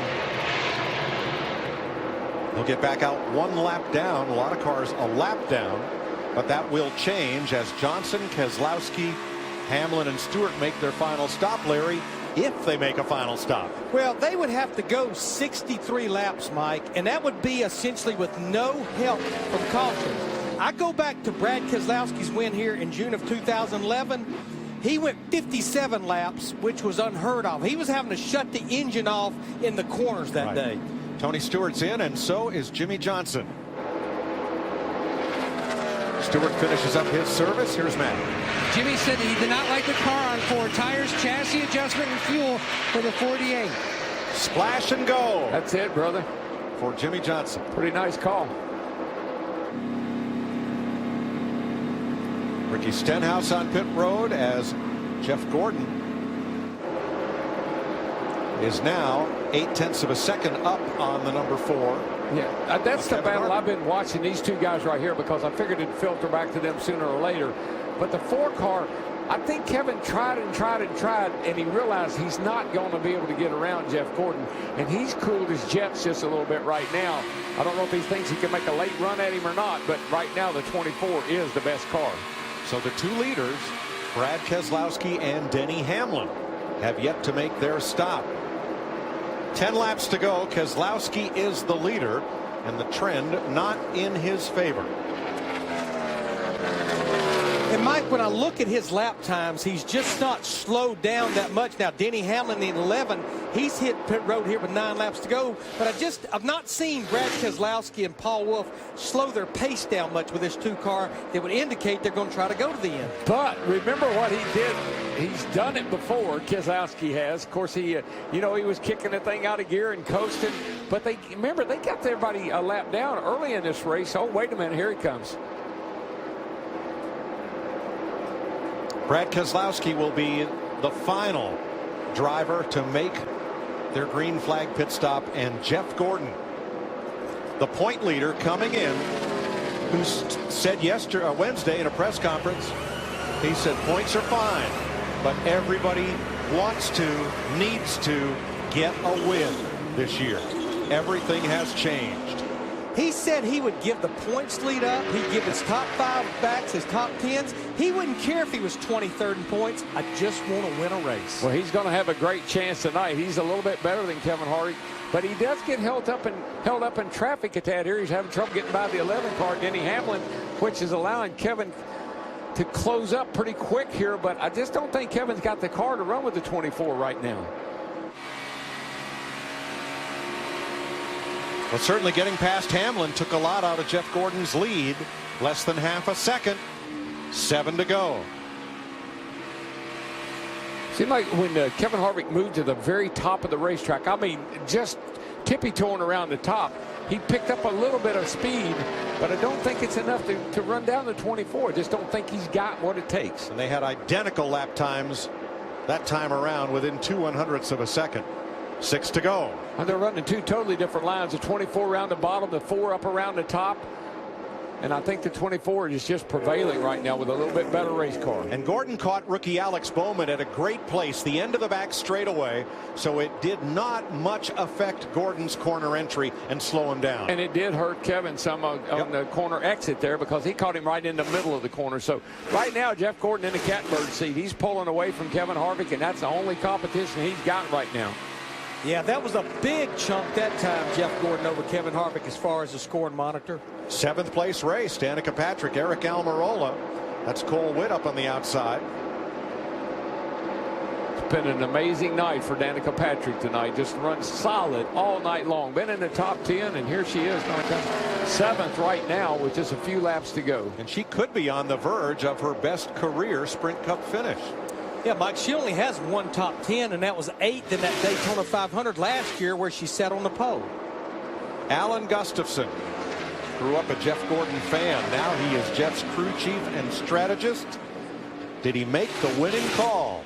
I think he did tonight. The car has just been flawless. It's good on the long run, and right now that's what he's having, and he's just again continuing to stretch it out over the 4 car of Kevin Harvick. 1.1 seconds now with 3 to go. And not a lot of traffic ahead either. It's pretty clear sailing, a couple of cars, but no real issues. Harvick did get 2 tenths back that lap right there. I think right now, I think Larry Jeff's just looking in his mirror and saying, look, I don't want to make any mistakes. Don't want to overdrive this thing. Don't want to do anything wrong. And of course, we know how great Jeff Gordon is. He never makes very many mistakes. Lap traffic ahead. Greg Biffle and some slower cars ahead of him. 2 laps to go. Dead even that time on the stopwatch. Just being real cautious. Casey Kane is 3rd, 10 seconds back. Then Joey Logano, Dale Earnhardt Jr. 16 cars on the lead lap. Biffle the last of them. Around the outside of Travis Kvapil's number 32.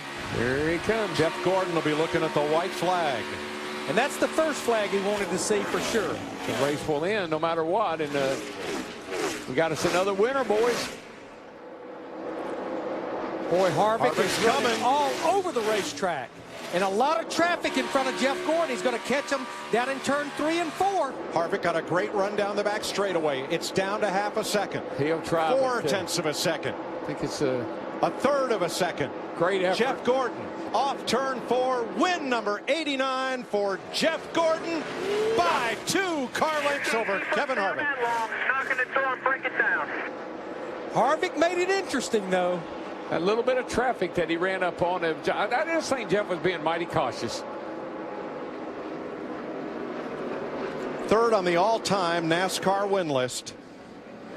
His last victory, Martinsville, in October. He is the 9th driver to win in 2014. And it is Jeff Gordon's 19th different season with at least 1 victory. Hey, boys, you think we could have 16 winners this year? We're working that sneaking direction. up on it. Getting them closer every week. Woo. Jeff's last Kansas win came in 2002, 12 years ago. And look at how Harvick went from half a second down to 2 car lengths back at the wire. He gave it all he had, and what a great night for the 4 cars. Started on a pole with a new track record, finished second to this man right here. Mike, you think the man could win 100 races? Didn't know if I'd ever see that or not. That's 89. If I was David Pearson with 105, I'd be counting. I'd be worried. Yeah. A lot of season's best in this finishing order. Jeff Gordon getting the win. Kasey Kahne third, his first top 5 of the year. And how about a career best finish for Danica Patrick in that 10? Finished 7th. She was up there all night long. And what about Matt Kenseth? He comes home 10th. Yeah, what a great rebound there. Unbelievable. Joey Logano, the first Ford, in 4th, and Kenseth, the first Toyota, in 10th. Kyle Larson, the rookie, he finishes 12th. Another good night for him. And of the hometown group, Carl Edwards in 6th, upholding the honor of the Midwest drivers. Career best for Danica Patrick, and a tremendous win for 4-time, he'll remind you, Winston Cup champion, but he wants to win a Sprint Cup championship under this format. Jeff Gordon, a winner in Kansas. Yeehaw. Awesome job, man. How does that feel, boys? That weight that just lifted off of our shoulders. And we welcome you to the Sprint Post-Race Show. A terrific amount of weight off the shoulders of Jeff Gordon, the points leader with his first win of the season, ending a string of 13 races when he has not won. And, of course, the 89th career victory, 3rd all-time, and the first 3-time winner here at the Kansas Speedway. And Steve Burns is down there for the celebration. Steve?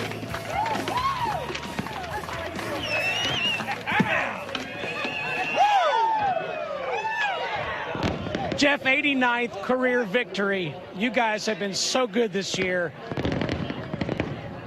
Did you know this was going to be the night? I knew we had a fast race car. We've been bringing fast race cars every single weekend, and it's just given me so much confidence in the race cars and the race team. I got to thank Exalted Coating Systems with an awesome sponsor. And when the lights went out, we could still see this thing out there. And, of course, AARP and Drive In Hunger and Pepsi Max. Also Valvoline Chevrolet. But, you know, Kevin was tough. He was so strong. I did not know if I could hold him off, and I almost didn't there at the end. When I caught traffic, the car just got extremely loose on me, and he was just coming. So luckily that was the checker flag. I got to say Happy Mother's Day. What an amazing Mother's Day present this is going to be. Can't wait to see my wife Ingrid and my mom tomorrow. It's going to be an amazing celebration. This is so sweet. I mean, what a huge weight lifted off this team's shoulders. We've been leading the points, but we need to get to victory lane, and they proved they're capable of doing a great job by them. What was the key to winning this race, Jeff? Well, I think it was overcoming a lot of adversity. We had a lot of things in the first half of the race that did not go our way. We knew we had a fast race car. We weren't sure if we had as good a race car as Kevin, but I thought if we got in front of him, we could hold him off. And then that last pit stop, I mean, you know, we cycled out in front of Kevin, and it was confusing because there were guys still out there, so we weren't in the lead. And I pulled away from him. The car was just driving unbelievable. And then all of a sudden I started getting extremely loose. And he faded, but then he kept coming back on me, and then my car would tighten up, and I'd go forward again, and then he'd fade, and we just kept going back and forth. But the key was getting out front, and this pit crew, and Alan Gustafson, all these engineers, everybody at Hendrick Motorsports, that's who won this race, because we've been building up to this all season long. Enjoy the win, Jeff. Woo! You can believe we're going to do that. Yeah! Let's go to Matt Yoakum. Tremendous last lap effort by Kevin Harvick in the 29. Can you pinpoint, Kevin, where this one got away from you? There's a lot of pins I guess you could point at, but in the end I ran out of gas coming to pit road, and I was paying attention to that and didn't get enough RPM down pit road, and then didn't get out of my box very well, and he wound up getting by me there, you know, as we came out of our pit stop. But I found the groove that worked for me with our Jimmy John Chevy tonight. Just I slipped there with about 10 or 11 laps to go and lost all the ground that I'd made up, and I made it all back up again. But weird night for sure, but proud of everybody on our Jimmy John Chevrolet. Thank you, Kevin. Thanks.